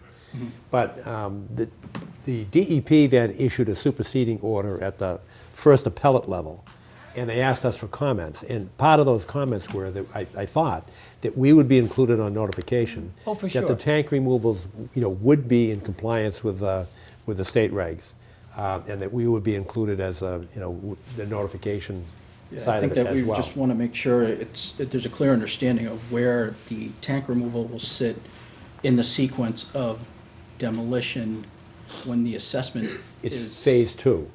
Because phase 1 This is is still phase the two. demolition. I know. Phase 1 is the vertical superstructure Right. demolition. Right. And then phase 2 is the removal Includes of this. the foundations and the tanks. As it Step- was in the last order. Correct. Actually, it's part of all of this, right? This is actually Right. phase two. Yes. That's That's like correct. step one of phase two. Right, it's 2A. Right. Is removal of the Yeah. foundations and the tanks, and 2B is the construction of this plan as you see it. Yes. Okay. And Mr. Chairman, yes, the conditions were in the previous order and the superseding order, and those conditions can be carried forward to this one, should you vote on it, that the commission is obviously notified of any activities that the LSP engages in. So do you have the proposed removal tank strategy, the tank removal strategy? Do you have that documentation that you can, because if you have that, I want you to submit it. I mean, I want to, what you're saying may be exactly correct, that it's a pit in the ground, that anything that comes out of it needs to be disposed of, but I still want to see it. And just so that we're aware of what's going on in this, and the way that you're proposing to do it, and including the, you know, how it fits into the construction or the demolition package, if you have that. We don't have that at this time. Okay, that's something that's being developed, And they and, said, as they find sure, that, then they'll develop it. Well, because what has to happen, from my perspective, is Yeah. I have to get approval so that I can close on the land deal. right. And I need my approvals before I do that. So the LSP that we hire will be hired after I have secured, and then they'll develop their plan, and it'll certainly be submitted here because you're part of the Sure. notification process anyway. Okay. So the plan, the building plan that we're looking at here, would you call this schematic design? This is, No, this this is, have you pushed like we're talking about the foundations, has the design of the building progressed? We don't have structurals yet. You don't have structurals yet, so it's a schematic design level Right. to get through the approval They're process, and then you're permit gonna level- feed all of that in, then we including the have to- removal. right. Okay. Right. Okay. Permit level Okay. drawings. We Permit have to level go drawings. through construction drawings once everything is established at the permit level Okay, and I approved. Yes. didn't understand that. Yes. All right, any other questions? Actually, so, you said it's a four-level building, and the west end of the building is effectively one level, a level above grade, so at that end of the building, it's actually a three-level building with the mansard, which means it's a Mansard two. would be the fourth, and it exposes, the ground level, the commercial area, it'll actually look like a fifth floor.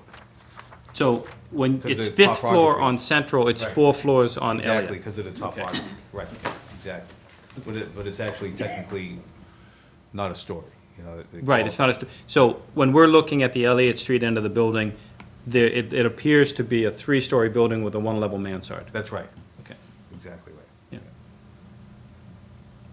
That's nice. Anything else?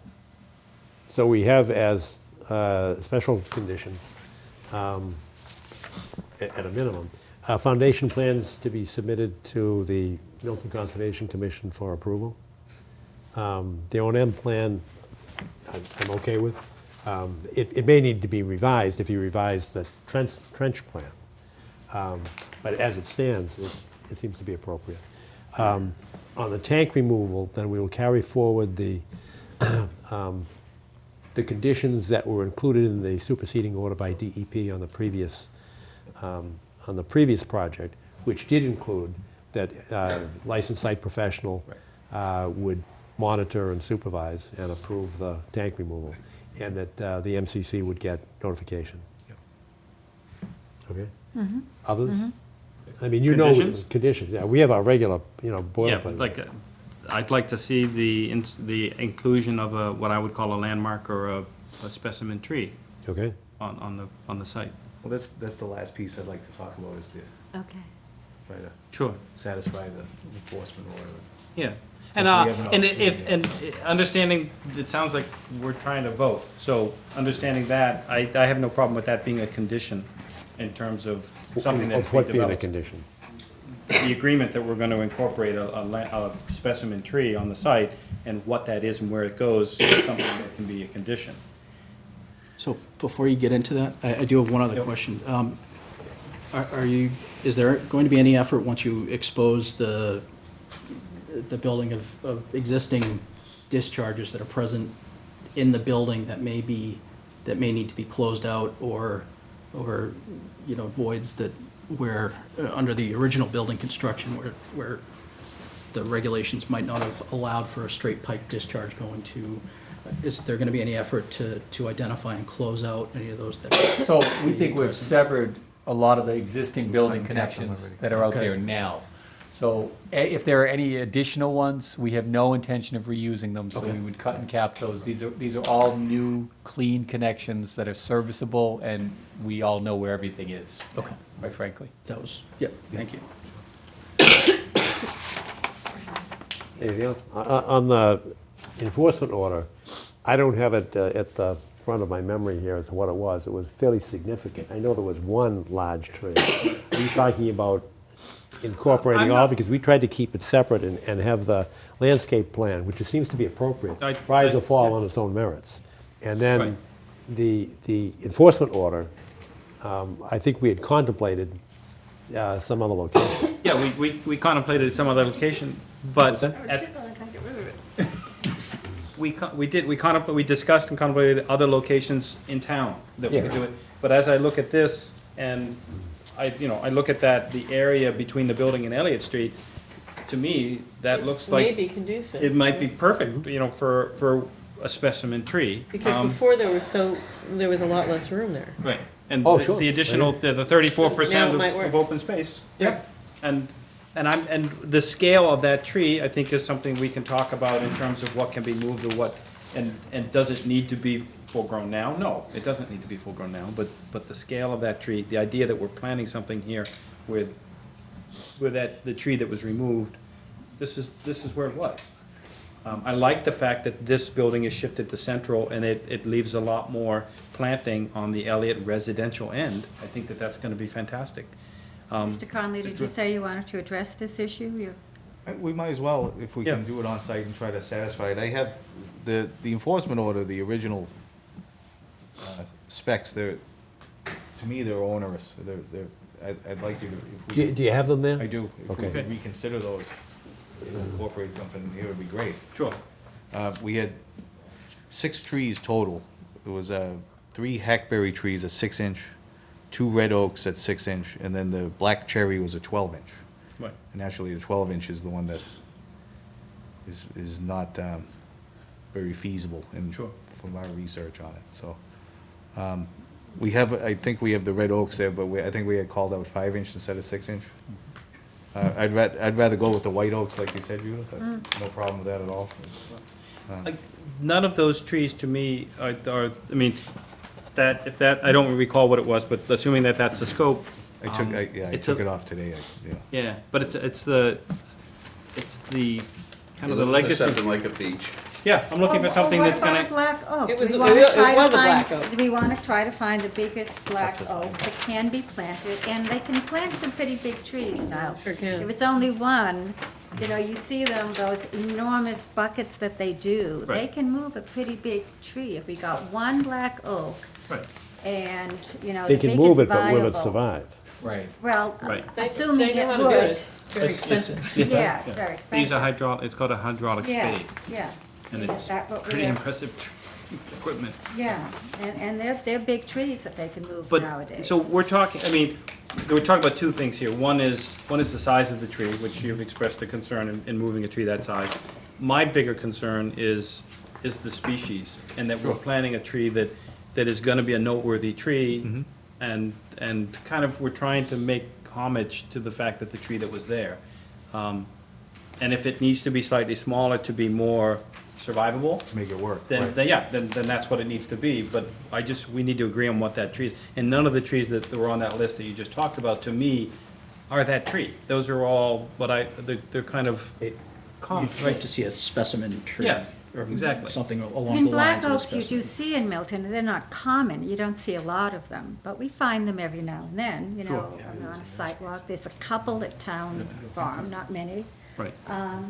So it might be worthwhile saying, well, let's just put a black oak back. One, the biggest one that we can impose on Mr. Conley to actually, have to. To be survivable. To be survivable, Right. yeah. Yeah, And we're not talking about 2 or 3 years, we want a tree that will last for, right. What are- 100. yeah. Let me ask you a question. In your landscaping plan, what are the calipers of the trees that you've, The red oaks were 5-inch. Yeah. here, Yeah. that you're planting anyway? Yes, and the hackberries, I think, were 3. That's correct. So they're fairly substantial. Yes. So really, the question is it's the black cherry, that Right, and is that the tree, is that the That the tree one- that we're trying to say? the one that you want black to have. oak, you know. Well, yeah, the black oak is what came up with what it was called for, and it was the black cherry tree. At that time, you guys thought a black cherry tree Right. was nice, so. Well, is. maybe is it? And it is a nice that- tree, it's, you know, it's. Okay, I don't know that tree. Yeah, So that's the tree. That is the heritage tree that we're talking about. did very well. No, I wouldn't see a black There- cherry. there are They're two- not as long living as Two an things in this oak. conversation that are You know. important. One is not restricting it to a specific species right now. I would say a heritage tree like this or that. Right. And then we have a window to get See something what comes that's back, right? appropriate. Sure. That can be survivable. Right. Because you don't want to plant a tree that's going to require a multi-year irrigation program in order to Right. make it to year 3 or year 5. And then It's gonna take it be out defeatist. like they did at the That isn't library. going to happen. Right. So- I totally agree. And what I'm trying to say is, do we agree that a heritage tree, or that a specimen tree is feasible and that you're acceptable to that? And other than that, it's, Leave the window open. we can leave the window open in terms of Yeah. determining what that is in the future. But What are you talking about trading? I mean, we've got 6 trees in the enforcement order. Are you saying one specimen would satisfy the 6 enforcement order, or are you just taking one of those? taking the The problem, 12. the tree that you said you had a problem with was the 12-inch caliper Right, oak, and- is that right? The 12-inch black cherry. Black cherry. Now, So- the red oak trees that we had called out there, which are gonna be white oak now, we had called out 5-inch instead of 6-inch, if that's acceptable to the board. Yeah, I guess. But now you're taking your enforcement order and putting it into what I thought was your landscaping plan anyway. Yeah, I I'm think looking, this I'm is, looking for landscaping plan plus 6, and then we can work with the 6, because some Oh, of I those, see. I think we Okay. could Well- still plant elsewhere in the town. The Or reason take that- one of them, take the largest one, and then That's what I add would- it to this. I was discussing That's where I'm the heading to, largest tree, John. which he was having a problem with the Yeah. 12-inch.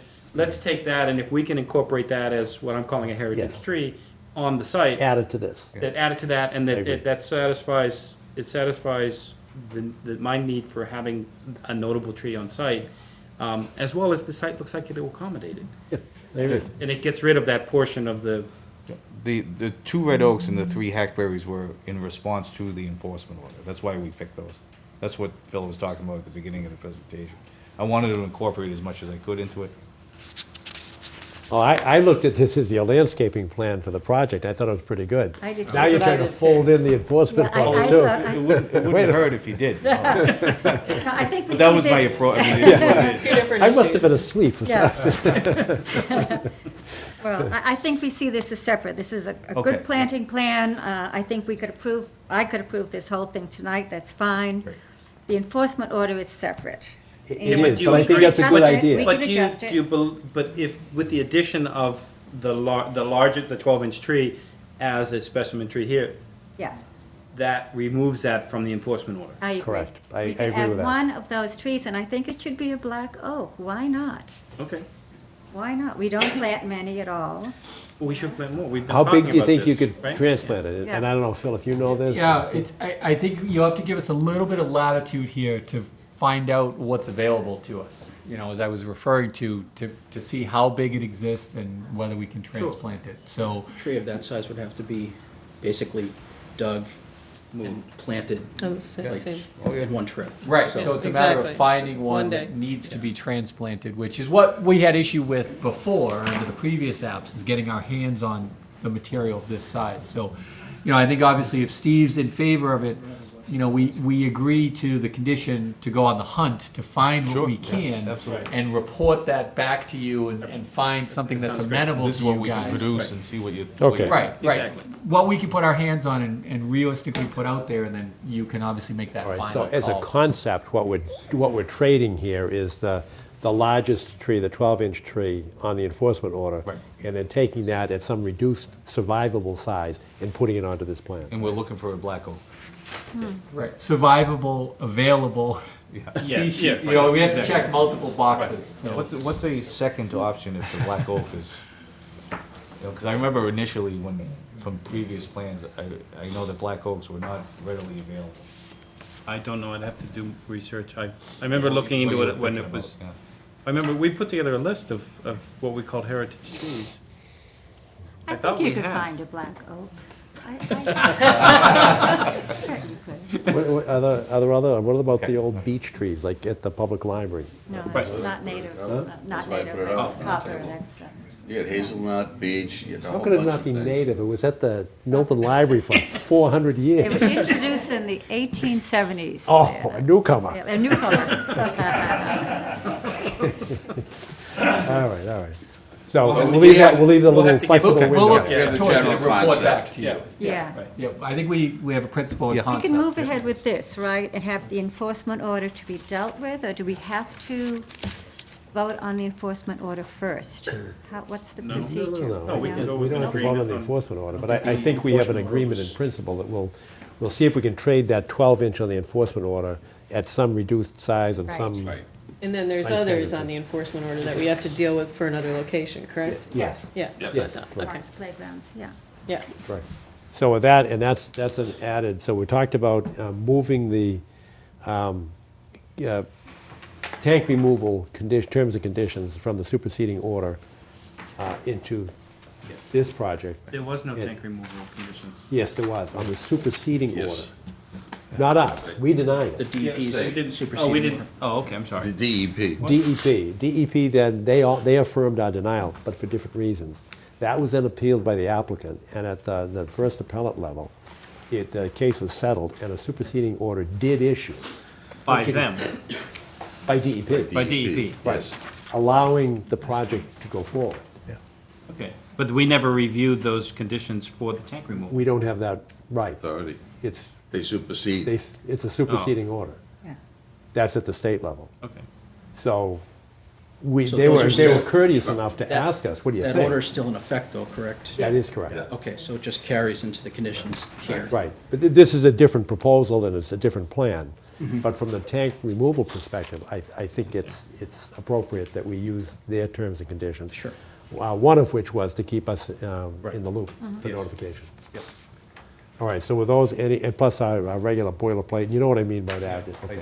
Machinery, oil. Anything else? Do you still want to see the garage, Michael? I do. I want to see the garage, that, I want to understand, and I understand what you said. Like, if you went on to the Town of Milton website. Sure. Planning board. Yes, they- I have that- they I have it written they- down. They got everything, every Yeah. layout, everything is there, Yep, and just, I understand that now. okay. Yep. Thanks. Well, do you want to put that in to the garage entrance plan for subsequent approval by us? I don't think we need to do that. I don't, what was said was that it drains internally, 100% internally, that it's controlled and they're using the same control method that we approved previously. I just want to verify that. Okay, I agree. so subject to Not to go verification. beyond. Yeah. I'm just trying to help Kathy out, because she's writing down the terms and conditions, and so subsequent to our verification. Yeah, Yeah. confirmation, Have the Confirmation. construction plans anyway, right? right? I mean, Yes, that's fine. Anything else? No? All right. No other comments, questions? Is there a motion to approve the So notice of moved. intent with those conditions and terms? Is it seconded? Second. Any further discussion? All in favor? Good to go. Unanimous. Thank you. Thank you. one meeting, that's got to be a record.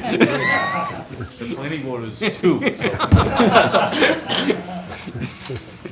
That's got to be a record, too. It's a good year. It's gonna be a good year. Thank you very much. Thank you for your patience. All right, Want to take a 2-minute break? yes. Thanks. Take a short break, folks. Yeah.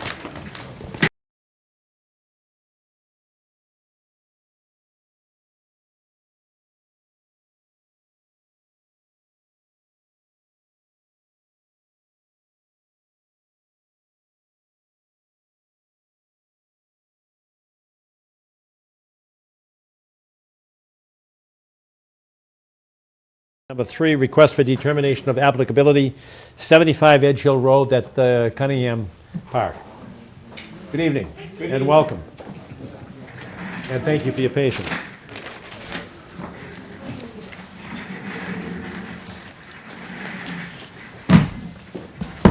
No. Good evening. Would you identify yourself, please? I'm Attorney Bob Sheffield. I represent the Cunningham Foundation.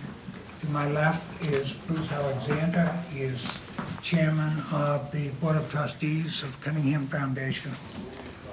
To my right is Paul Jensen. He's a project manager for Weston and Sampson, world-noted environmental firm. To his right is Dave Waldron, who is the... Park manager. He's the park... Manager. Manager. Now... Welcome. I think- Tell us what the... Well, I think the question before us is, if you have an elephant and you call it a duck for a certain period of time, does it become a duck? And I will let Bruce explain why we are here and why we are before the Conservation Commission. I'll try to be brief. Basically, this past summer, after this park has been, the pool has been operating for about 100 years, but the recent one that is in the current shape was built in the 50s. And all these years, we've been operating camps and for the town, recreation department, and swimming lessons, and all of this stuff. This summer, in July, the health agent lost her pool inspector. Her name was Nellie, and she had been inspecting us for years. She retired. The agent then hired another inspector who had expertise, and he lasted 2 weeks because his wife got a job out in Kansas and he was gone. So the town health agent, didn't have any experience in inspecting the pools or testing the pools, so she called in the state. And the state came in and applied regulations to our unique facility that were drawn like a YMCA pool, a coffin-type pool. That's how I describe it. Sure. And Yeah, that's not a good way to phrase it. How about Olympic? that might be a better idea. In any event, what happened was they applied regulations that really we couldn't comply with. Not wouldn't, couldn't. One of which was we have stairs into the pool, so our special needs kids can get into the pool, so the mothers with babies in arms actually do that. So you can't have obstructions in the pool, because if you know any of these Olympic pools, they have stairs into the wall. They don't anymore have ladders in the pool. We have a, quote, dock, which is a graduation from swimming lessons. Once they learn to swim, they can't wait to jump off the dock. Can't have an obstruction in the pool, because they're the wrong regs for this. Okay. We tried to convince the state, Milton's board was willing to give us a variance, but the state overruled it. Because they said, and I hope none of you is a bureaucrat, but basically, they're not going to take a chance. If they think these apply, they're going to apply them, and they're not going to stick their neck out. So what we did was we hired Weston and Sampson, who are very well regarded. As a matter of fact, the State Board of Health uses them in their pools, so they have great credibility. And they have determined that instead of just appealing the process, which means courts and all sorts of time, that we just should get it determined that this facility is a pond. Regardless of what we call it, it's a pond. And if so, you people, as conservation, would be in charge of that or supervising that, or it would be your bailiwick. Jurisdiction is the term I was looking for. And I'm not going to get into the technicalities because that's why he's here and that's why he's here, but that's why we're here. We have to find a way to get this classified with the proper regulations that we can conform to, so that we can continue to serve the town as we have. So that's how we got here. At this point, I'd like to introduce Paul Jensen, who can tell you why this is a pond and why it has always been a pond. Okay, so, Cunningham Park hired us originally to reply to Health Department letter, which cited a whole list of pool-related code violations. And during our initial investigation, we, after talking to Dave and everybody else, we found out that there's a natural brook that actually comes up through this pond and constantly feeds it. And we kicked it off to a different department at Weston and Sampson. Tony Zarelli, who's a professional wetland scientist, wasn't able to make it tonight. He has more details on that, but basically, in the Wetlands Protection Act, there's a definition of a pond, and everything at the facility meets the definition of a pond. Can you go through that? As far as we can tell, yeah. Spring fed? Yeah, it's spring fed. Yeah, Naturally or with a pump? yeah. Naturally. Has always been. And we also have one of our wells we use Feeding, yeah. to augment it.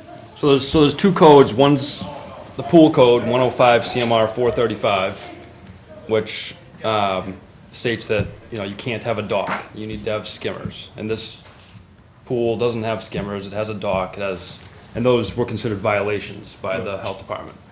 But the Wetlands Protection Act, 310 CMR 10, the definition is right here. I'll read it. Pond, inland, in parentheses, means any open body of fresh water with a surface area observed or recorded within the last 10 years of at least 10,000 square feet. Ponds may either be naturally occurring or human-made by impoundment, excavation, or otherwise. Ponds shall contain standing water except for periods of extended drought. And then, so the 10,000 square feet is one of the restrictions. This is the pool they have is 40,000 square feet.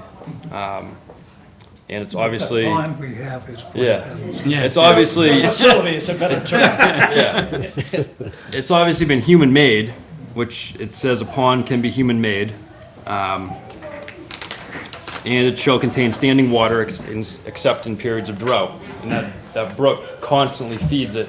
I guess there's an occasional time in the summer when it may or may not, but. Can I interrupt for 1 second? Yeah. It's really a spring as opposed to a brook. The brook Right, goes yeah. by us, but the spring comes up Comes right up from the through it. bottom. Yes, yes, yes. But in your, I'm sorry, in your delineation, is the brook identified? Or is the spring, the route of the spring identified? Spring is right under the middle of the pool. I didn't. Yes, so, okay. The photo Yeah. shows a dirt bottom on it, and it doesn't have a migrant, It used to have a. but it doesn't now. When I was a kid. That's algae in the photo. I think it's. Oh, that's algae? I thought that was a, okay. I think no. the stream is Furnace Brook. It's actually Furnace Brook. Is It it, goes into Furnace. Yeah, Goes yeah, into that's, yeah. But I think they It's call it connected Cunningham to it. Brook for whatever reason, I don't know. Oh, okay. It does, it empties into Furnace Brook. Yeah, Sure. okay. Algae. So Tony Zarelli from our office, who's the wetland scientist, and he did this research and wasn't able to attend tonight. He also discussed this with members of the DEP, and they also said they agreed with him because it is spring fed. And they also stated that you can build anything in a pond and it won't change it from being a pond. So even though you put in concrete or something else, you can never change it. And, you know, we told them that this happened before the Wetlands Protection Act, because they were concerned that there was a violation, but obviously this construction happened started in the 20s or 30s. So is the road that we're going down one by, if the classification is formalized as a pond, the Conservation Commission then can make determinations as to whether there be a ramp, there be whatever. and so It would have jurisdiction and. That's where But you could apply the regulation that exists. As a swimming pond. Right. A swimming pool. But Swimming we've pool. exercised jurisdiction before around the pond. Around the Well, pond, because but we have not. Yeah. what we call the marsh. Okay, And yeah. it's now flooded for skating right now. Yep. But that's what we call the marsh. And it's a natural marsh that it runs off both sides of where the old hospital, Cunningham Estate was, runs down that way, and also the new golf course, which put some silt in there for a while, but that's, and from our ball fields on the other side. So it's a natural convex situation. Also during the 1920s, the Milton High School and Milton Academy played all their hockey games. I played hockey there. It was in the 49s and 50s. Not the 20s. And you guys must join me in missing the skating houses. I remember and that was divided for women and men. And Bill Green was the cop. Yep, And pot-belly stoves. Yep, absolutely. And you remember, They were great. You remember those? No, I'm just a kid. What are you talking about? he's the only guy that remembers pollywogs in the pool. We caught pollywogs in the sand bottom. Oh, I yeah. remember that. I was a sand bottom. Yeah. Anyway, You had to go down and bring up sand to prove that you were a man. How does the spring get into the pond, though? I mean, it has a cement bottom, doesn't it? no, it has the spring, we have to pump it out. When we want to paint the bottom, we have to pump the pool out, and we go right down into a hole that's probably 4x4 or 4x5, and the Okay. spring comes through a pipe up there. But Okay. we have to keep pumping so we can paint the bottom of the pool. And is that pipe a direct connection to the ground, or is that pipe, what is that? I think it just goes into the spring. I mean, Yeah, I think that's Underground unknown. spring. I think it just goes into the gravel base beneath it. So this is an artesian like. yes, Yes. yeah. So in the absence of supplementing water, the level of the basin, if we're going to use fair The words here, facility, yeah. what's your normal water level in there if you're not adding anything to it? Oh, Is we do there- add water from our well. Okay, so if you were, in the absence of adding water from the well, what sort of water level would you be looking at An in? inch to 9 feet, is that what you mean? An inch on the sides to 9 feet in the middle. Okay, so that's, so. It changes that's either how four- much? Yeah, that's the approximate If that well didn't bring, groundwater elevation or spring artesian elevation. that spring didn't bring any water in there, there's the 9 foot is right in the middle off the dock. And it'll go down to ankle on the sides, there's a 4-foot area as well. There's different levels of water because of the way the pool is shaped. But that well, that spring brings in water every single day to the water that's there. The question is, will the spring on its own keep the pool filled to the perimeter curb? It's probably a time situation, not if. In do other you words, how long, once we empty it, depending, how long would it take to fill it? Yes. It might take a month and a half. Okay, or but it maybe will two, I don't eventually know. work its way back up to We have, be at that yeah, but we elevation. add well water, we have a well speed on it up, property, sure. right, to speed it up because we have to But paint it. and conceptually, it so will forth. fill itself. Yes, it would fill. It would fill. So, Also, if you have a 40,000 square foot Yes. surface, you've got a lot of evaporation. Sure. Particularly. in exactly. We're full now, really, and it's just spring fed since we closed it down in the end of August. So, Oh, that's interesting. comment? We actually have a precedent already that is in support of what you're proposing. But, right, we have, so we have a precedent that we've ran into a couple years ago where we had a, It's on the agenda tonight. oh, is it? Oh, I didn't even know that. So, another similar situation that was a concrete bottomed pool, pond. It was like a fish pond. Fish pond. It was It like wasn't on the ornamental same fish scale. pond. Yeah. Okay. Yeah. That Nothing was is, by the way. was determined to be jurisdictional, and in that It's case, a on the map. wetland. Yeah, a wetland. Just and understanding that, an alternate strategy, given the design and the scale of the pond, did you ever consider adding additional information to, additional guidelines to the code suited to your specific situation? Given the fact that there is what do you call it? Spring? Well, the boardwalk that goes out. The dock. We call it the dock. So, I mean, given the massive size of the pond, and the nature of the pond where it comes to effectively ankle deep at the perimeter, and that the pond, the dock that sticks out is so far away from anything, it's not an obstruction. You could take The regulations says it is. Yeah, but you could the regulations are based on a facility of a certain size.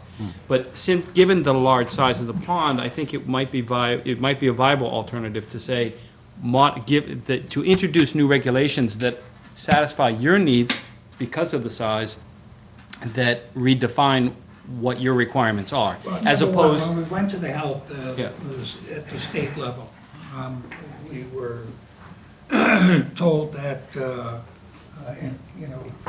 it's a pool. They didn't necessarily see it, but it's a He pool, wouldn't come out. and you have to adhere to everything. Particularly, you have to increase the water turnover by 50%, which is $1 million plus. But what I'm saying is, if you were to take the approach of saying, well, this is a specific case, and let's modify the regulations because of our case, you could say, of pools that are over, I'm sorry. 10,000 feet. You could say 30,000 feet and still be, It's 40. I know, that's what so if you could go and say, pools that are over 20,000 or 20,000, 30,000 square feet can satisfy these other requirements, then these conditions are acceptable. That would be another tack to take. If Senator Joyce were still Viable. in Yes. his position, Right.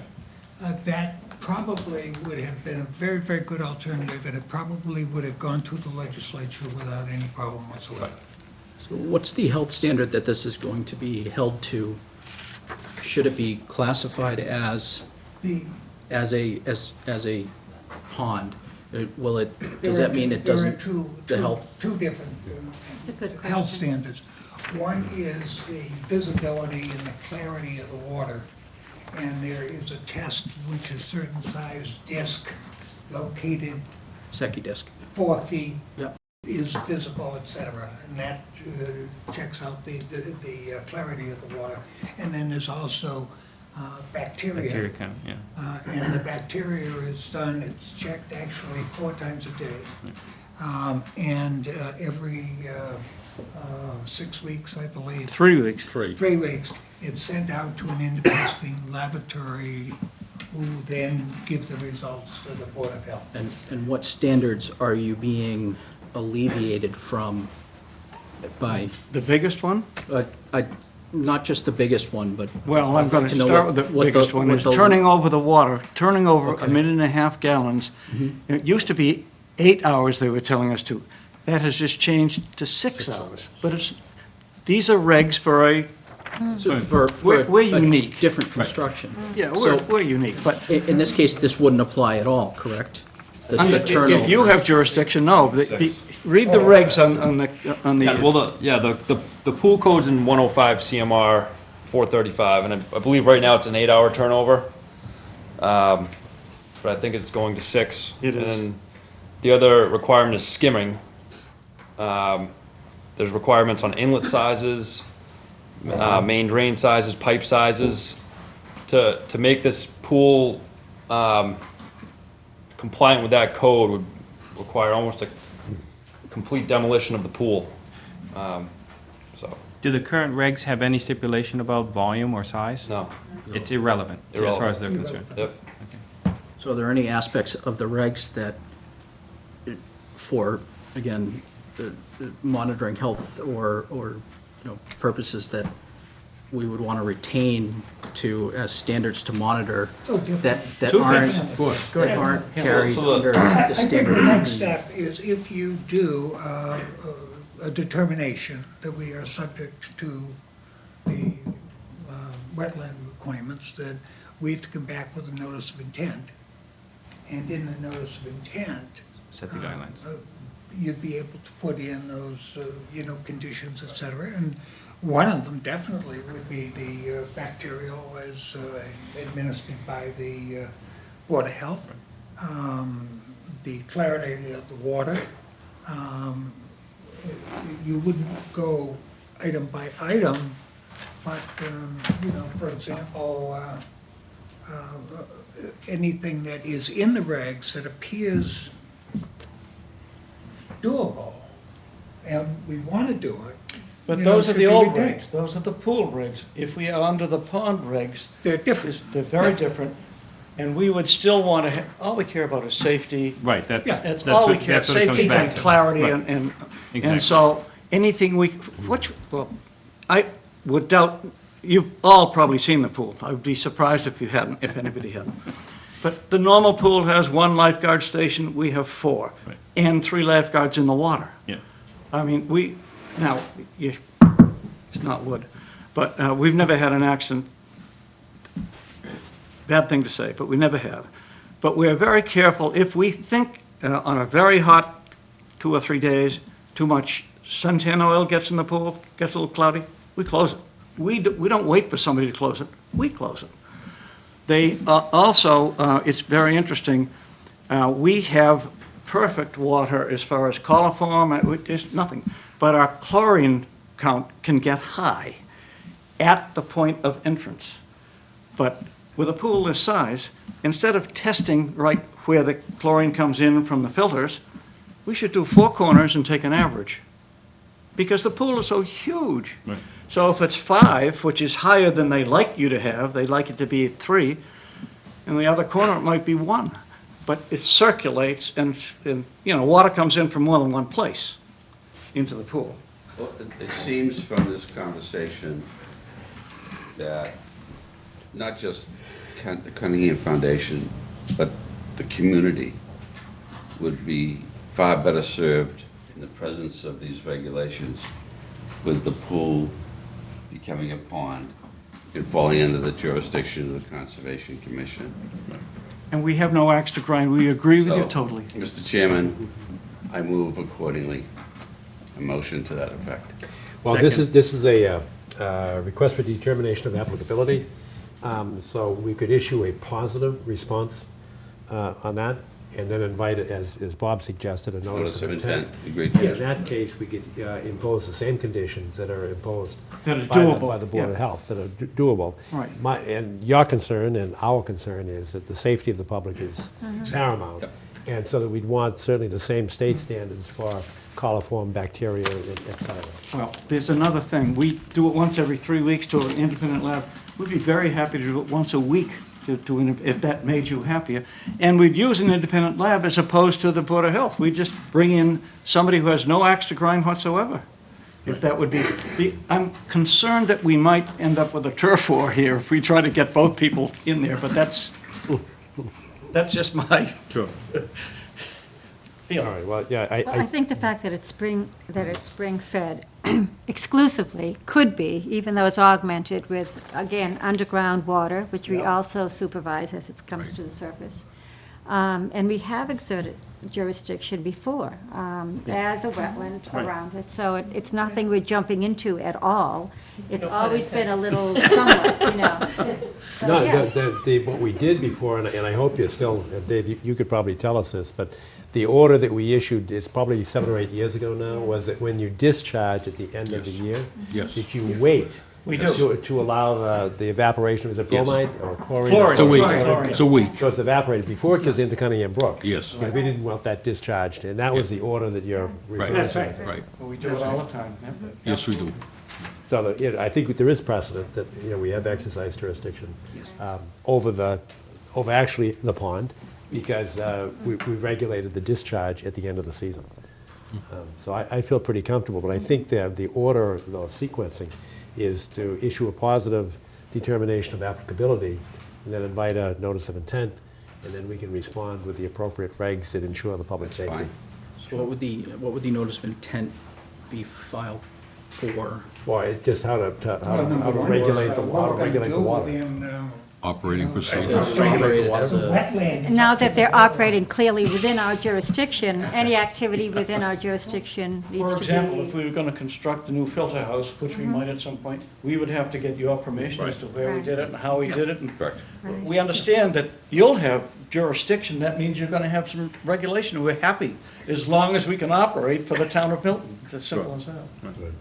And under the current filtration system, how long would it take to turn over 1.5 million gallons? We were doing it in give or take 14 to 15 hours? Yes. Yeah. And they want to do it in 6 now. Well, how often do you do that? It's constant. continuous. Oh, you're doing that constantly? Never stops. Yeah. It's a I think they're doing pretty large pump. 1,200 basically. gallons a minute, and they'd have to do 2,500 gallons a minute or so. It's a big surface. Yeah, the legend is that this is the largest filtered swimming pool east of the Mississippi. That may not be true anymore. That used to be in Ripley's, believe it or not. Yeah, I'm not sure that's true now. With the water parks now, that's changed, I believe. Oh, that's something interesting. These, Weston and Sampson said, you know, you could get around all regulation if you made it a water park. They don't regulate those things. That's a different strategy, huh? No regulations at all. Well, I don't know that that's true, but that's what they say. There is. We've taken a lot of your time, and we're very pleased with your response, and we'll do whatever we can. Before we vote, are there any abutters or members of the public that wish to ask a question or make a comment? Hearing none, I'd entertain a motion to issue a positive determination on the request for applicability. And then invite, I don't know how fast you can do this, but invite a notice of intent. As soon as we can do it, we'll have it in front of you. All right, that makes sense. Any discussion? All in favor? Thank you very much. Thank you very much. Thank you. Thank you. Have a good night. I may sleep tonight. I didn't last night.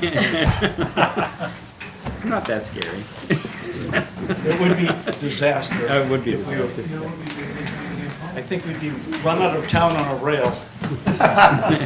All right, next on the agenda is number 4, request for determination of applicability at 1031 Canton Avenue. Only number 4?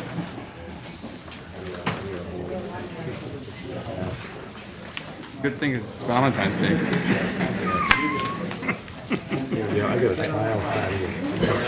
Oh, you do? I got to work all night on that. Oh, sorry. Me too.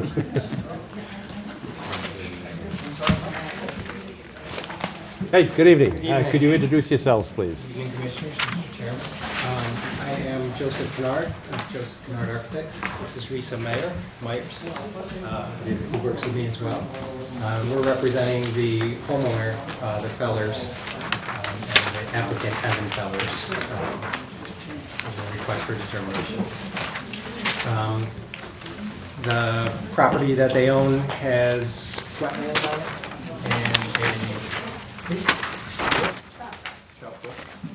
and that runs through the property.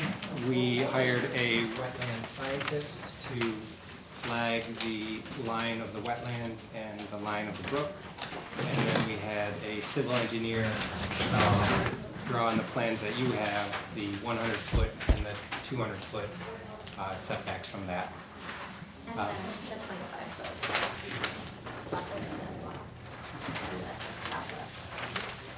And I have to compliment you, because on the second page of the request for determination of applicability, under number 2, you actually refer to Trout Brook as a perennial stream.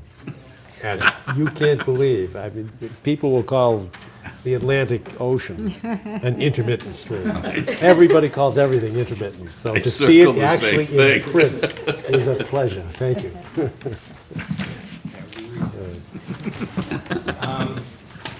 And the portion of work we're doing is up on the hill. I think we are about 13 feet up from where the wetlands are elevated, so it's up on a hill. You can see there's an existing house there near the street. And there's 2 existing structures. One is an outbuilding, garage, studio, and then the one closer to the street is an existing residence.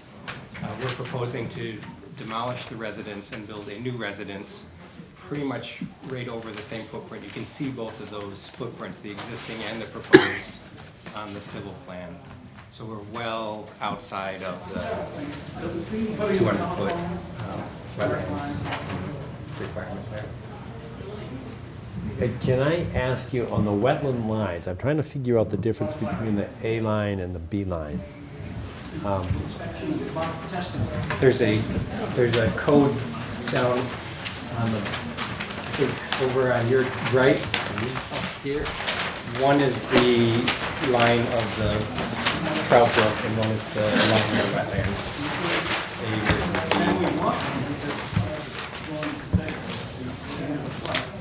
B is the mean annual high water, A is the vegetated wetlands, so that is the brook, right? No, Well, see, that's what the wetlands. that's what confused me, because we've got a 200-foot line running from the B line, and the 100-foot is running from the A line.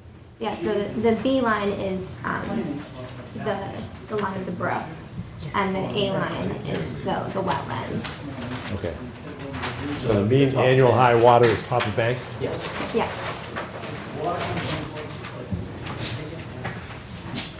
And if we were to overlay the flood line, where would that sit approximately?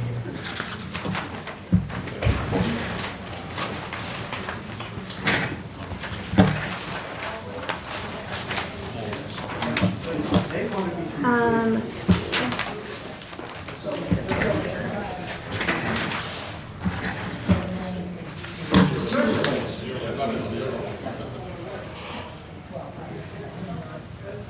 It looks like it sits right in between the B series and the A series. So, can we? So right almost at the back of that accessory structure. So this little piece here is that existing shed? Yeah. And you can see that on your plan. So it's below that. This is from FEMA, right? Yeah, and then this here too, the structure is right about here. A small. And what's new and what's old? Is the U-shaped structure is the existing. right? The new one is the completely rectilinear one with forward and detached. The garage set, Driveway change. is this a new structure here? Yep. The slightly darker dashed lines are the new structure. And So the existing that, okay. garage is being removed? No. that's. So this is that's staying as a studio, and the new garage is being added on the other side? Yeah. The one comment I have is that right now, both the note for the existing building and the proposed building are actually in the plan over both the existing and the new building.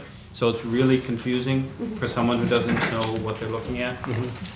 So if you could add something, if you added to your key that any wall with a hatch on it is being demolished, or if you add something that indicates the bold line is the new and the hashed one is being removed, that's really the only comment I have, is just to clarify what is removed and what is new.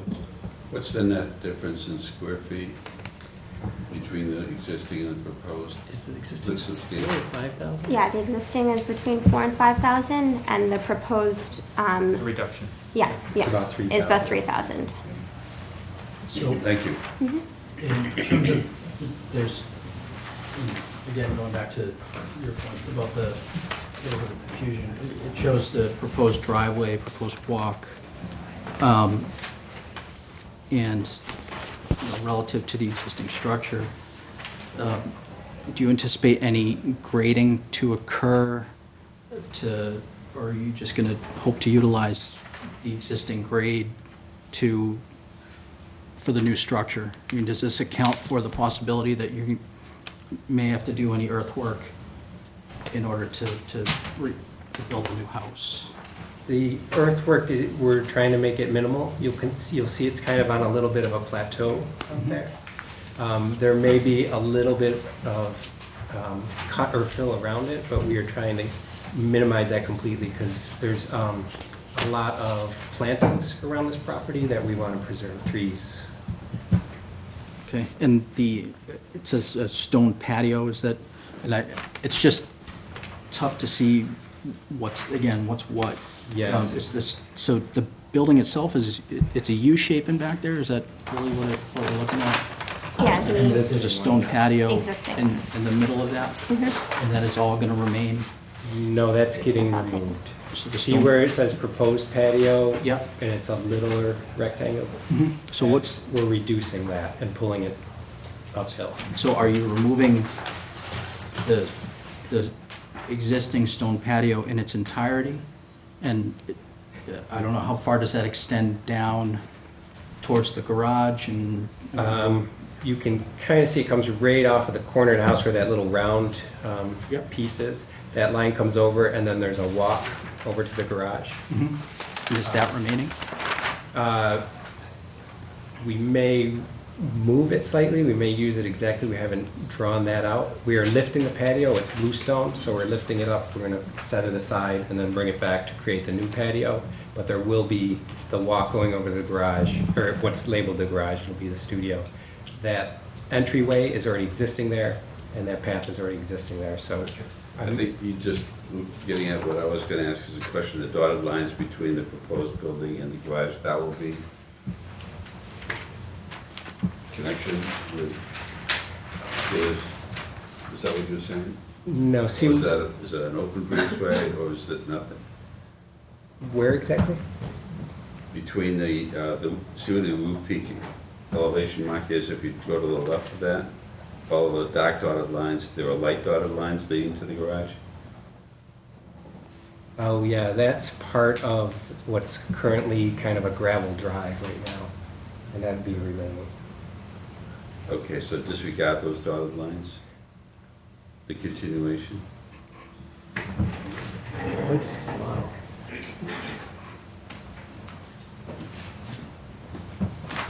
And what about that 50-inch tree? Is that being removed? We're planning on keeping all those trees. How could you possibly? Oh, that's a keep that? connector. That's a little connector above. It's a covered canopy. Okay. So that you can get from here to Right. there under cover, but it's open That's what I below. was asking, like an open. I was looking when you said garage. Thank you. That's a 50-inch tree, you'll never keep That is going away, that one. Yeah, for sure. Oh, sorry, I thought you were talking about the one on the other side, but yeah, that one is going away. There's a number up along the driveway. The driveway. On the other side, there's 3 kind of marching right along the driveway. Those are all remaining. 36, 48, 30, yeah. So are you proposing anything for the garage itself? in back The there? existing large garage? Yes, No, that is, we're not touching that. not touching it at all. Where's the limit of work for your demolition? Because you're taking down, if I'm looking at the old house, the U-shaped house, Yeah, it's all gone. right, it's all coming down, but I'm just wondering if I'm just seeing if there's any jurisdiction.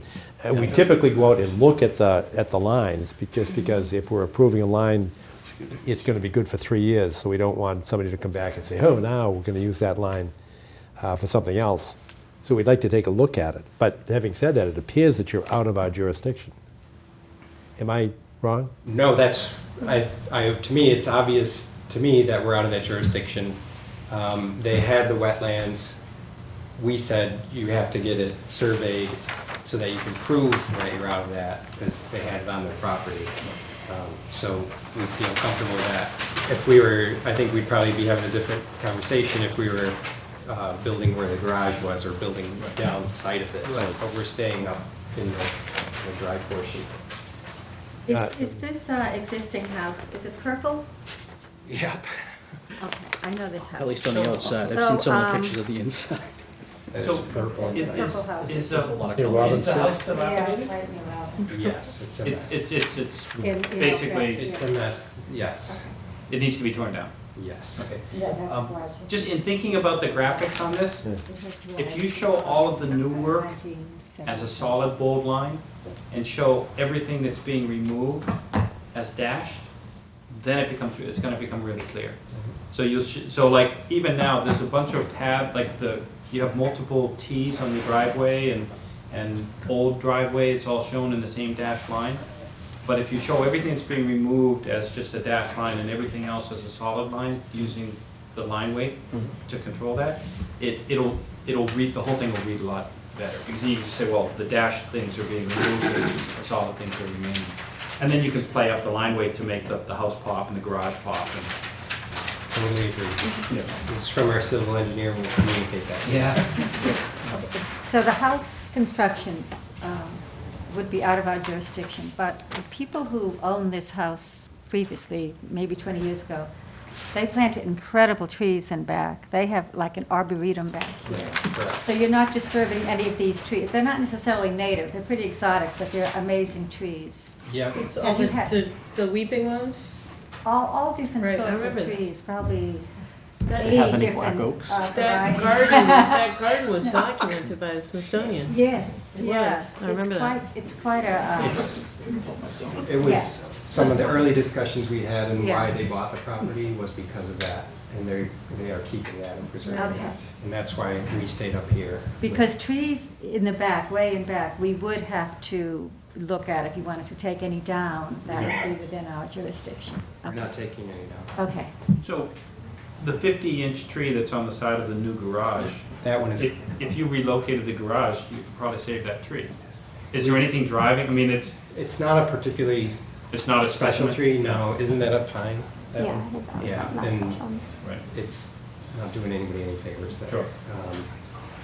That was, we had strategies, we had a lot of different garage placements, and this one made the most sense for preserving these large trees on this side and some other ones kind of over here, so. So And a you lot said of that you had frontage. a civil engineer put this together? Yes. And so for your plan, you don't have any proposed grading, there's no, if any work occurs close to that wetland line, it's really going to be handwork, lifting something out, or there's not going to be any significant structural alteration, or you're not going to turn it into a stairway or something? No. You're just going to try and What you see. retain what materials you can, and then use the existing topography. Exactly. So you'll see their existing patio was about at least two times as big as the new proposed patio, and it was more forward, closer to the wetlands line. So we reduced it, we pushed it back. They want this to have a very natural feel when you step out, like you're just stepping into the lawn. So we have no intention of building superstructures there or stairways or anything like that. Just a pathway to get from here, which already exists, to the studio. So, understanding that you're outside the jurisdiction, but you're going to need to do some erosion control to isolate the house from basically all of the specimen trees that are in the backyard. Are you amenable to agreeing to put the erosion control on a lot parallel to the 200-foot line between the property and the garage? And something just north of that, just because. A line of silt fence, really. Yeah, exactly. So, or, yeah. That's why I asked about the limit of work on the demolition. Yeah. Big, Because you're within 20 feet of the line. Yeah. And even if that were a problem, I mean, it's at the extent of the 200 feet. Yeah. We wouldn't have a problem allowing it. We just want to know where the limit of work is. The limit of work is really probably the main thing is demolishing this existing front corner here. I would say any protection we do, we would try to keep as close and tight to the house as possible, because there's a lot of little trees you're not seeing here Yeah. that we want to preserve. Well, I'm just saying use the 200 line because that's something that you can basically lay out pretty Let's well. say within the And- 200-foot line? No, outside of the 200-foot line. Outside. So I was just saying outside the 200-foot line because that's a line that you should, based on the contours and what's going on relative to the garage, you should be able to mark that reasonably well. And the reason I was saying putting something there was so that the contractor that's driving the Yeah. bulldozer Yeah. knows that there's a line there. Yeah. Really, that's it. Is there anything in Thanks, particular that's you'd like to see there? No, I was thinking, I mean, it could be a silt fence from our perspective, kind of erosion control or something like that. But I don't see it really being functional as much as a flag for the guy that's driving the backhoe. Right? The construction fence. We'll be tagging a lot of trees and putting little fences Sure. around the drip line and all that. All right, it looks like a negative determination is appropriate with conditions like that one. But I still would like to see the line, because What the limit of work? Why can't we? No, why? We can approve it without. See this, see the garage? I know, but we can approve it without, it's outside, your concern is that the line is actually further forward? I have very high respect for Steve Ivas. Okay, but I'm just I think saying, you know. if. But I don't think we're we've outside ever. the we're outside the 200 feet, so we've approved things in the past without approving the line. We're using the line. If we approve that line, and they come back and they say, we want to, put a, McDonald's drive-through where the garage is, and we've already set the line, we try not to set the line unless we see it. I have very high confidence that Steve Ivas is correct. And I actually don't mind setting, maybe we could do it this way. I don't mind setting the top of bank, because that's easy. And the 200-foot line is where we're talking about the limit of work. 200, it's off the top of the bank. Yep. But in terms of the A line, maybe we don't need to set that. If we just approve the top of bank line, which is the it's the B line, then we've got the 200-foot. Are you with me? I'm with you, but I don't think the site visit is necessary. That's what I'm saying. If we use the top of bank, that's identifiable. You can see that from an airplane. Right. But I don't like to set a line that is sort of a discretionary one that's based upon foliage or soil samples or Totally. whatever. Yeah. But that's the 100-foot mark, so we don't really care about that because that's so far off. Right, and it's within 200, and the 200 supersedes it anyway. It does, that's correct. So what I'm suggesting is we could approve, we could issue a negative determination with a special Based on the top condition, of the bank. Yeah. but based upon the top of bank, Right. which is easily identifiable, we don't have to see it, and then we don't have to approve the A line, Correct. just because we haven't seen it. Right. And that's said with due respect for Steve Ivas, I'm sure he's correct, but I just don't like to approve a line that we haven't looked at. Is everybody comfortable with that? I agree. Okay. All right. With the addition of the silt fence. Yeah. I just have one question. So on this, that Reese had filled out so well, we asked for determination, we checked off C, whether the work depicted on the plans referenced below is subject to the Wetlands Protection Act. Yes. It does not with a condition. Are we supposed to also check D?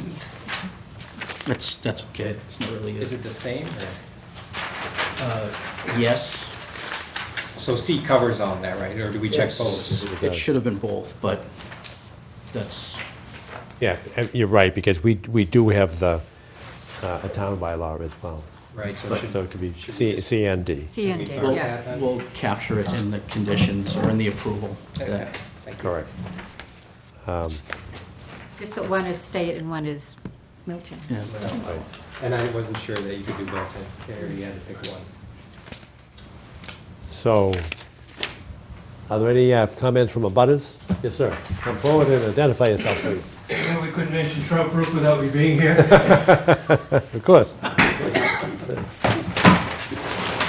Good evening. How old is this house? It's got different timelines. The older part is, Could you identify yourself for the record? Because Oh, we have our sorry. magic recorder going here I'm somewhere. sorry, Skip Weiner, 24 Robin Street. Skip. Does 1750 sound about right? Yeah, that Yes. sounds about right. And we have submitted to historic for review. Good, thank you. I only had something that sort of confused me on the map. I was happy I wasn't alone in trying to figure out the map. You're saying the oldest section of the house is 1750? Roughly, do you have the Huh. date? Yes, 1750. You said 1970.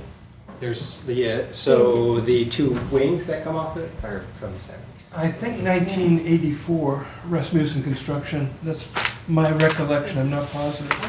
Something around there. I think it was sold about 1979 or something like that. That's just my recollection, I could be wrong. I was looking at the map and I noticed that Trout Brook wasn't shown on the map. And however, there's a, Facing them. No, that's his. So That's the that key. B line is You look at the key. Edge. the B1. landward edge of Trout Brook. There's a 30-foot drainage easement that's shown over here. I was wondering if that seems to follow the flow of Trout Brook. Is that one and the same? Well, they seem to depart. No. If you follow the B line, The B line is the edge of Trout Brook. So this easement isn't Trout Brook? No. no, Where would Trout Brook be? the B line. The B line. Just follow the B flags.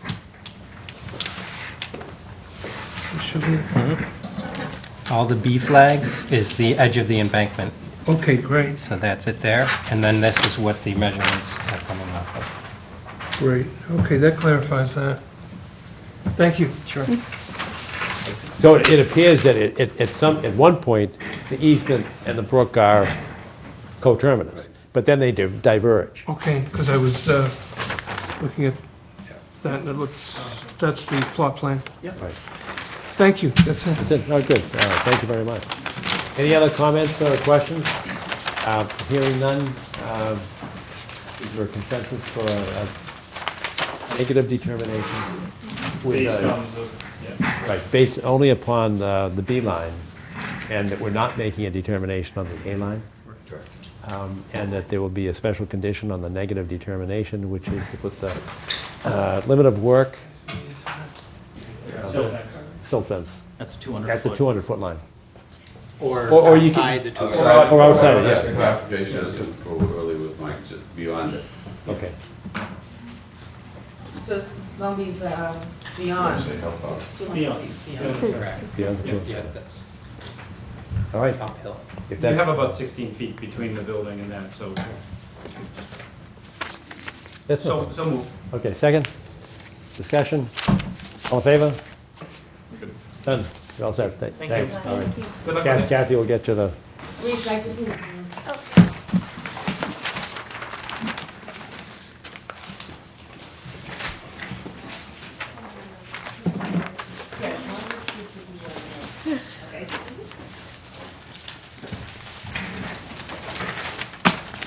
next on the agenda is Enforcement Order 67 Ruggles.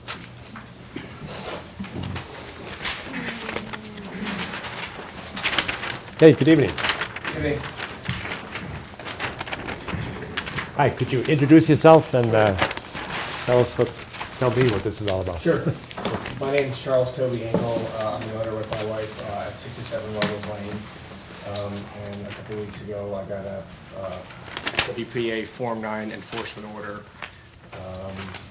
in violation of Chapter 15, the Wetlands Bylaws.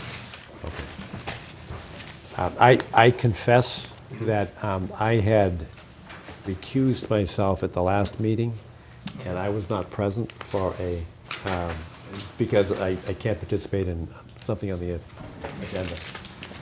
And I understand that there was some discussion about this afterwards. So somebody... Not during the meeting, no. Oh, okay. No, that was afterwards. This came about because I was, you know where you are, across from the brook?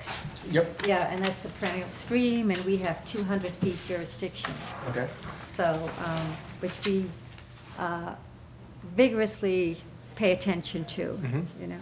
So I saw construction at your house, not knowing you, of course. Sure. And I saw there was a dumpster and construction material there, clearly within that jurisdiction. Okay. So that's how this came about. And whenever there's dumpsters, we worry about what's in the dumpster and what's flowing out of the dumpster, a leaking or something like that. So I'm sorry if it was an inconvenience for you, because I could see you were in the middle of all this stuff. But normally what happens sometimes is people buy a house and they're not told, you know, that you have a stream behind your house. You know, you have to be careful back there if you want to take down a tree, if you want to put a shed up, you know, that sort of thing. So I assume you didn't realize that. No, so you didn't know. So then Well, Kathy. and I'm 2 houses up, and I see it every day, but that's why I asked Kathy, please check it out, because I wasn't sure what the distance was either. So that's why you happen to be here in front of us. What is the distance? Yeah, what is it? 136 feet. What are you pointing at? This holding? Yeah, right here. Ah, good, okay. Thanks.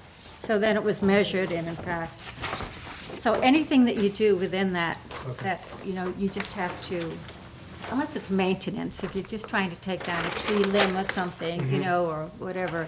But any, under the statute, any significant change, alteration. And we do it because that water flows into the Neponset River, and so we protect all of that to make sure that there isn't refuse or, leaves plugging things up. There's lots of reasons why we have to protect this. So, I'm trying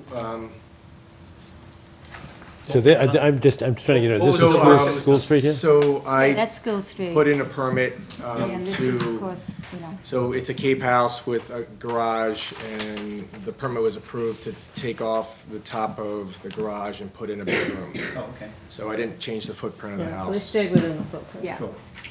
And the stuff that was Expansion. removed was the structure of the roof and the shingles, Mhm. and then you came in with new construction for floor structure and the second floor. That's correct. Okay.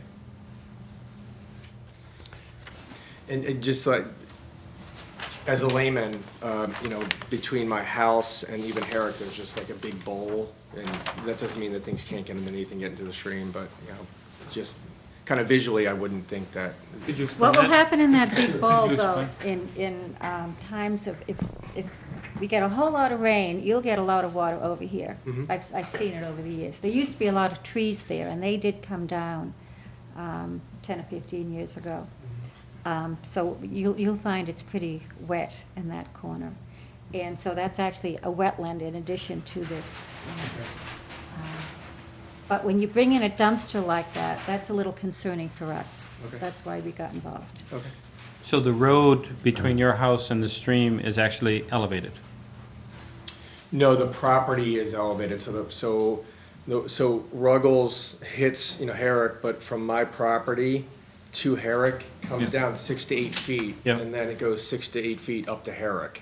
So my property is, not my house, but my property is in a pretty much a That's 6 low. to 8 foot bowl. Yeah. High, low, high. Yes. Yeah. All right. So, but had he come here, So, and maybe a question, so if I do interior work and I get a dumpster, or even just get a dumpster to clean out my basement, I need to get approval? I just want to be clear. I don't think a dumpster is a triggering issue, it's an alteration. So if there's an alteration, and then it doesn't, even if you're in the same footprint, there could be an alteration, because, you're driving, whatever, bulldozers, and the last one we were talking about, the Yeah. limit of work, Right. we just don't know. And the easiest thing to do is just come in with an RDA, and Okay.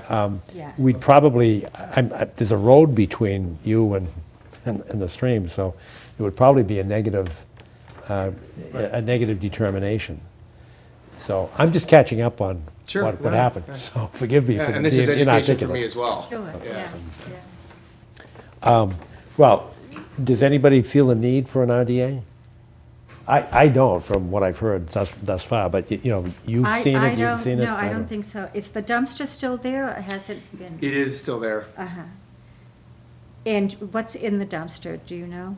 I haven't taken a look in, but there's some wood. and- Yeah, but no, like oil, you're not throwing in oil cans or anything that would be No.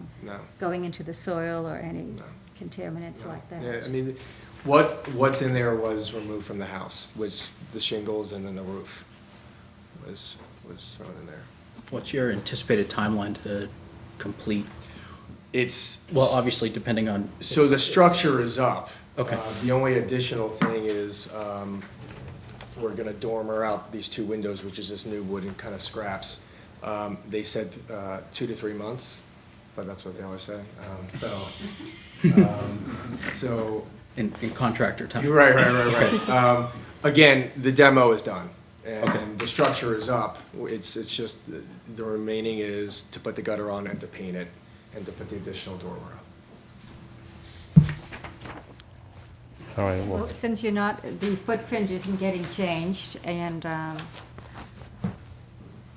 there doesn't seem to be anything toxic or anything that we would be concerned about in terms of what you're using, I would see it as a negative determination. if there were one before us, but there Well- isn't one before us, and, you know, If there maybe I'm was. sounding a Basically, this little would- informal, but, You should rescind the. yes, we Rescind have the to have enforcement. some formal notice, because we are, what, this was issued. This one was issued. Right. Violation information.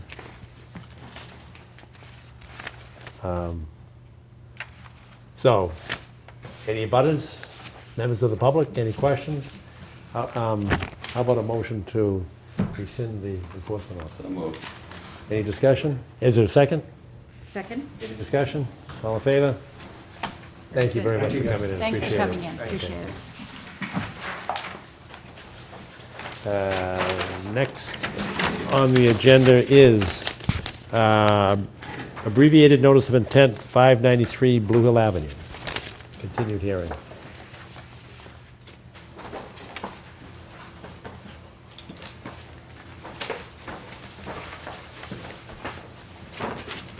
Anybody? Kathy, do you know? Actually, we continued that earlier, you weren't here. Oh, I'm sorry, That is- 6 and 7 were continued. Oh, hallelujah. Number 8, request for a certificate of compliance, 610 Brush Hill Road. Or is that, did I just read that? No, we're up to 1035 Brush Hill Road, 1035. and that looks like 8 and 9. Correct. Thanks, Ned.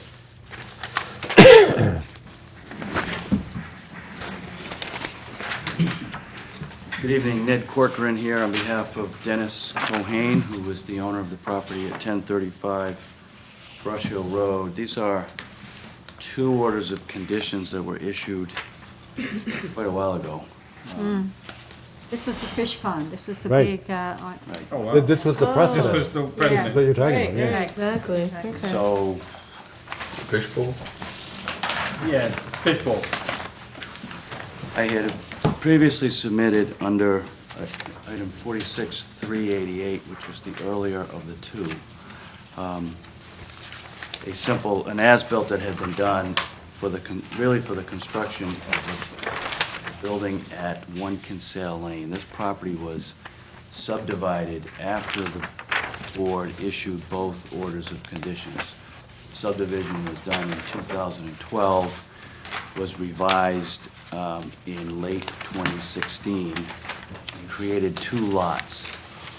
All of the work that was done under both orders of conditions was done substantially on Lot 2, which is the lot that Dennis Cohane continues to own and live in, and Which is 1035 Brush Hill? which is 1035 Brush Hill, that's right. The other lot is known as 1 Kinsale Lane, and that abuts, or fronts on Walcott Road.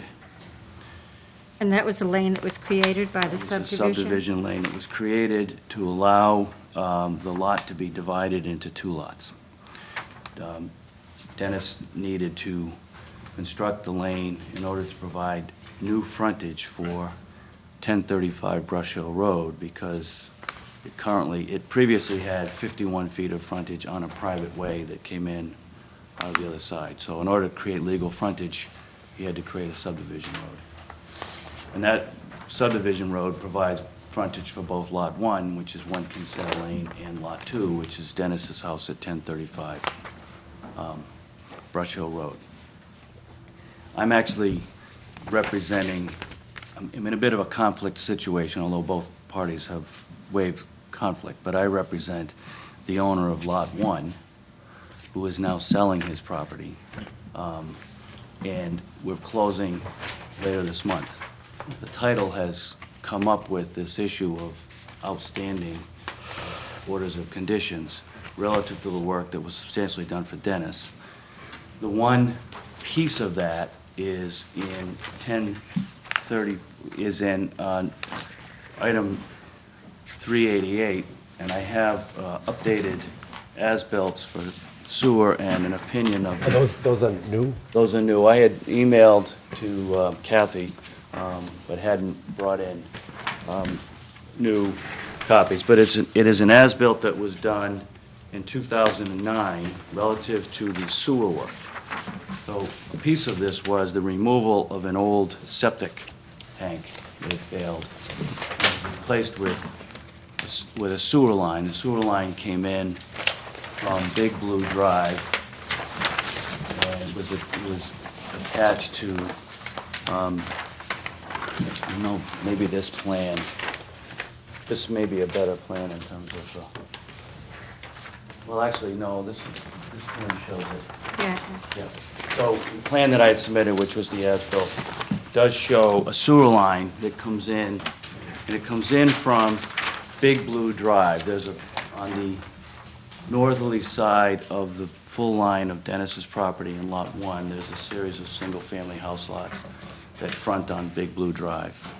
Dennis secured an easement from one of the property owners to bring a sewer line in from Big Blue Drive alongside his driveway and then onto the property, 1035 Brush Hill Road. And then the sewer was brought in, and it actually serves both Dennis's house and the house and Lot 1 Kinsale Lane. When Dennis sold the property, Lot 1, 3 years ago, the title didn't pick up this issue of the unresolved order of conditions. And the new title has picked it up. And so I'm just here primarily to clean that up and then to address any other issues. If there are other issues that are lingering, we can come back at another time. But really, with respect to number 46388, there were two components of the order of conditions. One was to remove a failed septic tank and to connect to the public sewer.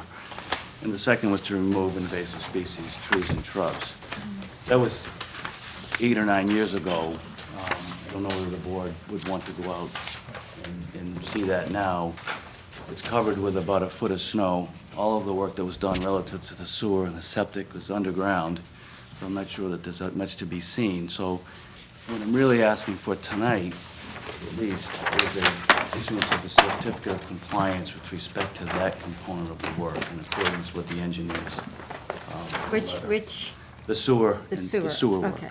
Because I would like to see how the removal of the invasives did work. Now, we can't do it now, but maybe in May or June, I would like to see that. Yeah, and so if the commission were so inclined, we could take that other condition of the removal and either transfer that over to item 400, which dealt with construction of Dennis's house, and the corner of which was within the 100-foot Yeah, it did. setback. It did, yeah. So, Why don't we do that? if you can, we're happy to hold and come back in the spring, Yeah. continue to a date in the spring on those. The real time issue, as I said, is the issue of the sewer and the septic, because that relates to our ability to pass clean title to the one Kinsale. What was the year of the subdivision roughly? What's that? The year of the It subdivision? was originally 2012. Okay. It was revised several months ago to deal with the riding surface and a couple of other issues with respect to Kinsale Lane itself. Thanks, Nick. The, random question, the access easement that's shown off Kinsale Lane, but has no utilities associated with, what is that about? Just, is that, The access issues of is it an access easement that looks like a 14 by 20 box off of Kinsale Lane, but has no utility? Oh, that's, in fact, that in the modification into the revision of the subdivision that was just approved in November, that easement actually went away. That was a turnaround. Oh, it was a turnaround That for was someone? simply allowed, if someone was Oh, coming okay. down Kinsale Lane, where would they turn around and create an easement so someone could pull into a stub of a driveway and Okay. come back out? It just looked odd, that's all. Yeah. Yeah. So there are a number of easements associated with the sale of the one Kinsale property. That was one. There are underground utilities. There is a water line. There is a fire hydrant at the end of Kinsale Lane. Then there is a deeded grant of easement to the town for emergency vehicle access and for utility maintenance. Well, since we have the letter from a civil engineer dated this month, Yeah. you know, we need it in compliance. Yeah. I'm okay with that. Any butters, members of the public, have any concerns, questions, suggestions? You have to amend all the conditions of 400 to include But that, my question was, I remember being there, because this was where the man-made pool became a wetland, so I have a clear memory of it. And I remember you saying, we were looking into the trees, and there's a lot of bittersweet there. Yeah. You say, yeah, why don't you go ahead and Right. do some pruning and get the invasives out of there? I didn't know that was it an order? Was it part of the order of conditions? I thought it was just sort of a permission to do maintenance work. I don't remember it.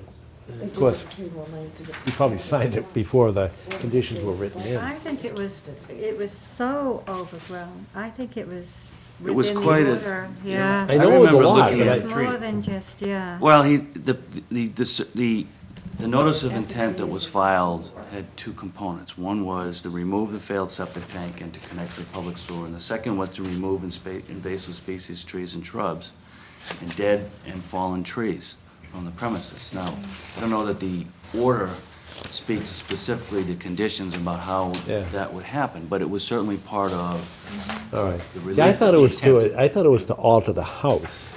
That was the second one. That's item number That 46, 400? that 400. That dealt with the construction, the I thought it was, reconstruction of the I house. thought the invasive species was tied to the house. No, it's tied to the first. Okay, gotcha. And so, you're right, I think you'd have to do some sort of a rejiggering of the requirements here to move the invasive species removal over under 400, or at least issue a partial certificate of compliance. I don't know quite what the commission can do, but I. Well, we can do that. We've done that a lot. Yeah, up at the low circle, the low estates, we were forever issuing partial certificates of compliance. So I know we can do it. We did it somewhere else as well. So if the commission could do that, we're comfortable with holding open the issue of the review of the removal of the invasive species. That doesn't mess up the process. No, because that's clearly related to work that's on 1035 Brush Hill Road. Right, right. It's not related to, can't do One Kinsale Lane. The issue with One Kinsale Lane is that the sewer that ties in was part of the work that was approved under the order. All right. So how about a motion to issue a partial certificate of compliance that covers the component of the order that addresses the removal of the septic system? So moved. Second. Discussion? All in favor? Okay, got that one. All right. Thank you. And then do you want to continue The other aspect. the other aspects Yes. till sometime in the spring? I'd say May. May would be good. We Yeah, could do it. okay. May, June. That okay with you? That's fine with us. All right, with the assent of the applicant to continue that to May, it is done. Thank you All right, very much. thanks, Ned, very much. Thank you. Kathy, did you get one of these, Peter Gammy, civil engineer? I did not. Okay. I just want to make sure I put it in the right place. Can you give it one? Yeah. Okay. I'll give it. Okay. Yeah. Oh, you got it? I have. Okay, next on the agenda is 540 Holland Street. 540 Holland Street. Oh, you get the Patience Award. Okay, good evening. Good evening.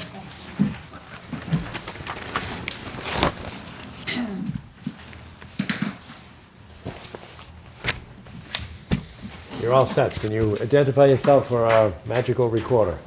And I'm Mary McKettrick, here with Todd Hamilton, who's the owner of the property at 540 Harlan Street, and I'm his attorney. Good evening.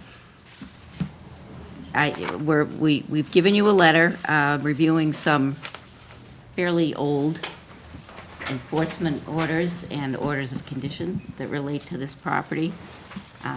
Most of it predates my involvement with the property, so I had to go back and review the file with Kathy.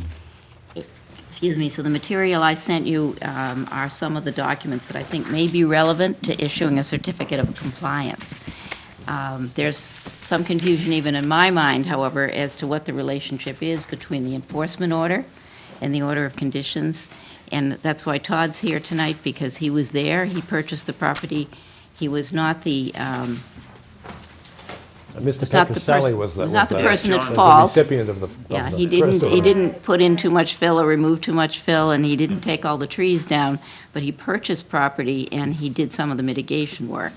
So Todd can address, what was covered by the enforcement order and how it relates. What I'm not clear about is, there's an enforcement order There's no record in your file that you ever removed the enforcement order or said that it had been complied with. There was an order of conditions which appeared to take up some of the mitigation work that the enforcement order required. So I'm not sure how you handle these things, but I would have expected to find some decision about the enforcement order and then an NOI, an order of conditions. Maybe sometimes the NOI takes over the subject matter of the enforcement. I think that's what happened. Is that what happened here? Because I know we were satisfied all the way along, including Mr. Petroselli he didn't do it, but he hired somebody to hand dig out some of the fill that was put in. Mm-hmm. If you're coming out of your driveway towards Harlan Street, in the area to the left was where the real problems were. Yeah. But then the next thing is that we voted to have him put in, on the other side, those tree wells. And he put them in at a huge cost. And then What year there was a that? discussion about it. Somebody didn't like it. That was A 07? long time ago. Yeah. 07, when I bought the property, August or July of '08. Yeah. But Joe Prondex said there was more than 200 cubic yards still on the property. And that's where we had to come back into you, even though he was already in compliance as far as you were concerned. Yes. But Joe Prondex said no, because it was more than 200 cubic yards, that's the town bylaw. So I came in, I said, I'll take whatever more dirt out that you need out, and I'll plant the trees and do everything. So that was the enforcement part of it, which has been done for a long time. Then I came back in for an order of conditions to rebuild the stone wall, plant trees along the side of the driveway. And then it was also to pave the short section in the front. The only thing I have not done to date is plant the grass, which I'm gonna do in the spring, because it's the last of the trucks coming in and out of there. I have 30 more trees coming, I just didn't wanna pave it because. You're gonna destroy it, yeah. Exactly. I got my last batch of trees coming in April, May, depending on how wet they can dig them. Why do you need this now? Why can't we wait till April or May? Well, I don't need it, I'm not looking for a full partial, what I'm Okay. looking to do, I'd like to see those. oh, you're more than welcome. We expect that. that you What will I was want hoping for was a partial release in the enforcement order off. I'm trying to refinance the house, and now that the house is finished, and I can't do anything because of this pops up.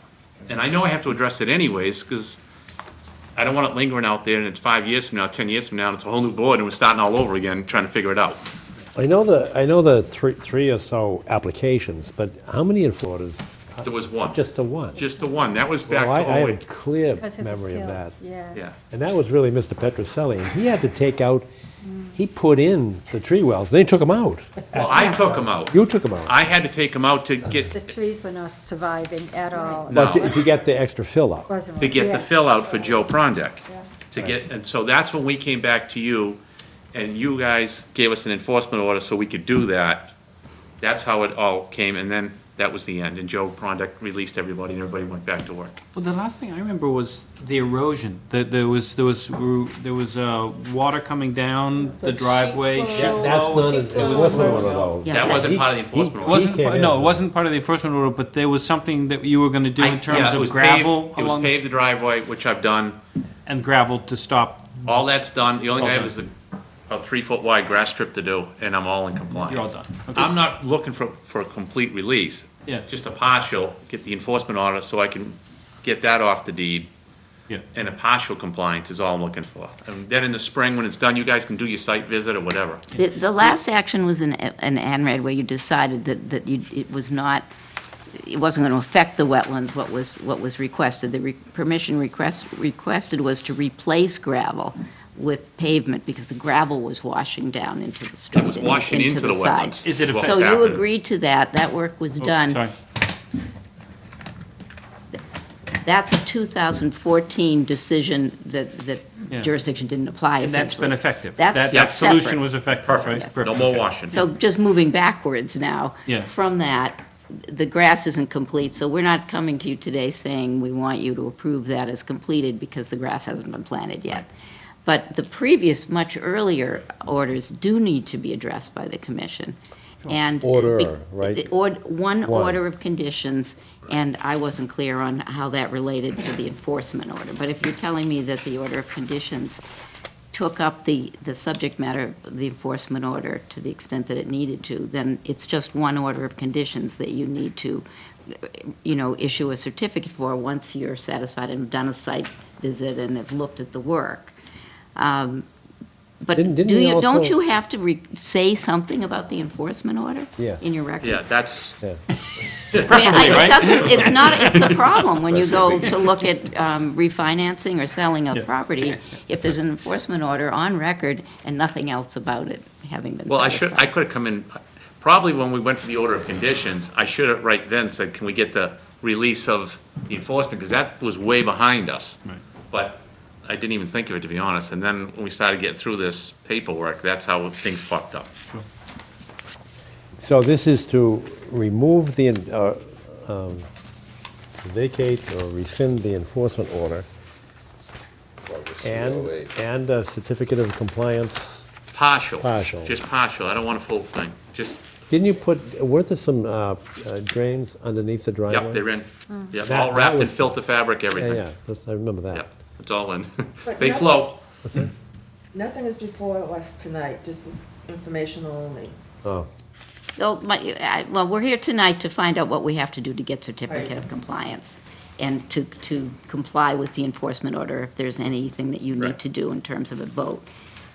So, if you wanted to tell us that you would issue a certificate of compliance tonight, we'd be delighted. But we assume that you probably would want But it's to the site look at visit, the yeah. site So it's just a before you would discussion. issue that. I didn't know if you needed anything else from us, other than what we're going to tell you now. That's why I'm here, why we're here, is to find out if there's anything else that you need from us. Not from my perspective. I No, it's have a really just a very site clear visit. memory of what Yeah, and happened. we can do a partial and do the site Yep. visit in May or June, so. But I know we've got an Open open, meeting. we've got an open meeting issue here, because it says discussion discuss. to obtain a certificate of compliance. So if you want to do partial, you could postpone until next month. You Next can't do a month. site walk probably Correct. You don't by need a then, sidewalk. but, yeah. But I thought you said you wanted to say, well, Yeah, when I'm done, Not when I for the get the grass partial, in and but- everything. Oh, Yeah. okay, yeah. All the purpose, right? So it could be on the agenda Can next month. you, will that inhibit you in any fashion if you put it on next month? No, that's as- fine. As a request? Yeah, that's fine. And I don't see any issue That here. would make sense, yeah. Yeah, it's the enforcement Hey, order, hey, to get rid of the enforcement order and get a partial release is all I need. I don't need a full release. And then you'll schedule a site walk so that you can look at the work. and- Yes. and I complete thought I this. was done Do planting we need trees a until letter the from neighbor our- behind me took down every tree right to the property line, right to the property line. Really? Every tree, really? every Who's that? tree right Who's to the that property, behind you? behind the carriage house. The next house, Oh, the mansion. no. No, there's a little house between that. It's a 3-acre Oh, right, parcel. yeah, okay. And how far does that lot go back? It's a narrow lot, but Pretty he far. went this way, and I said to him, why would you want to cut and look at the back of my garage?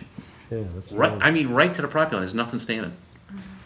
that's too But bad. it's also not in a wetland, so. Right, but, So now, I got just truck sad. in another whole batch It of is. trees and make another screen. They'll never find you. That's my goal. so good. All right, so we'll see you next month? Yes, thank you. All right, good, thanks. Thank you very much. Great. Do you still have your Cobra? Yep. Nice. Very nice. Oh, it's a Car. It's It's a car. It's not a snake, it's a real, that's a real car.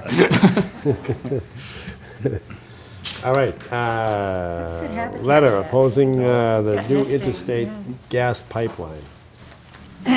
But they're not here to speak. Any additional business? No. The Ivis invoice? The what?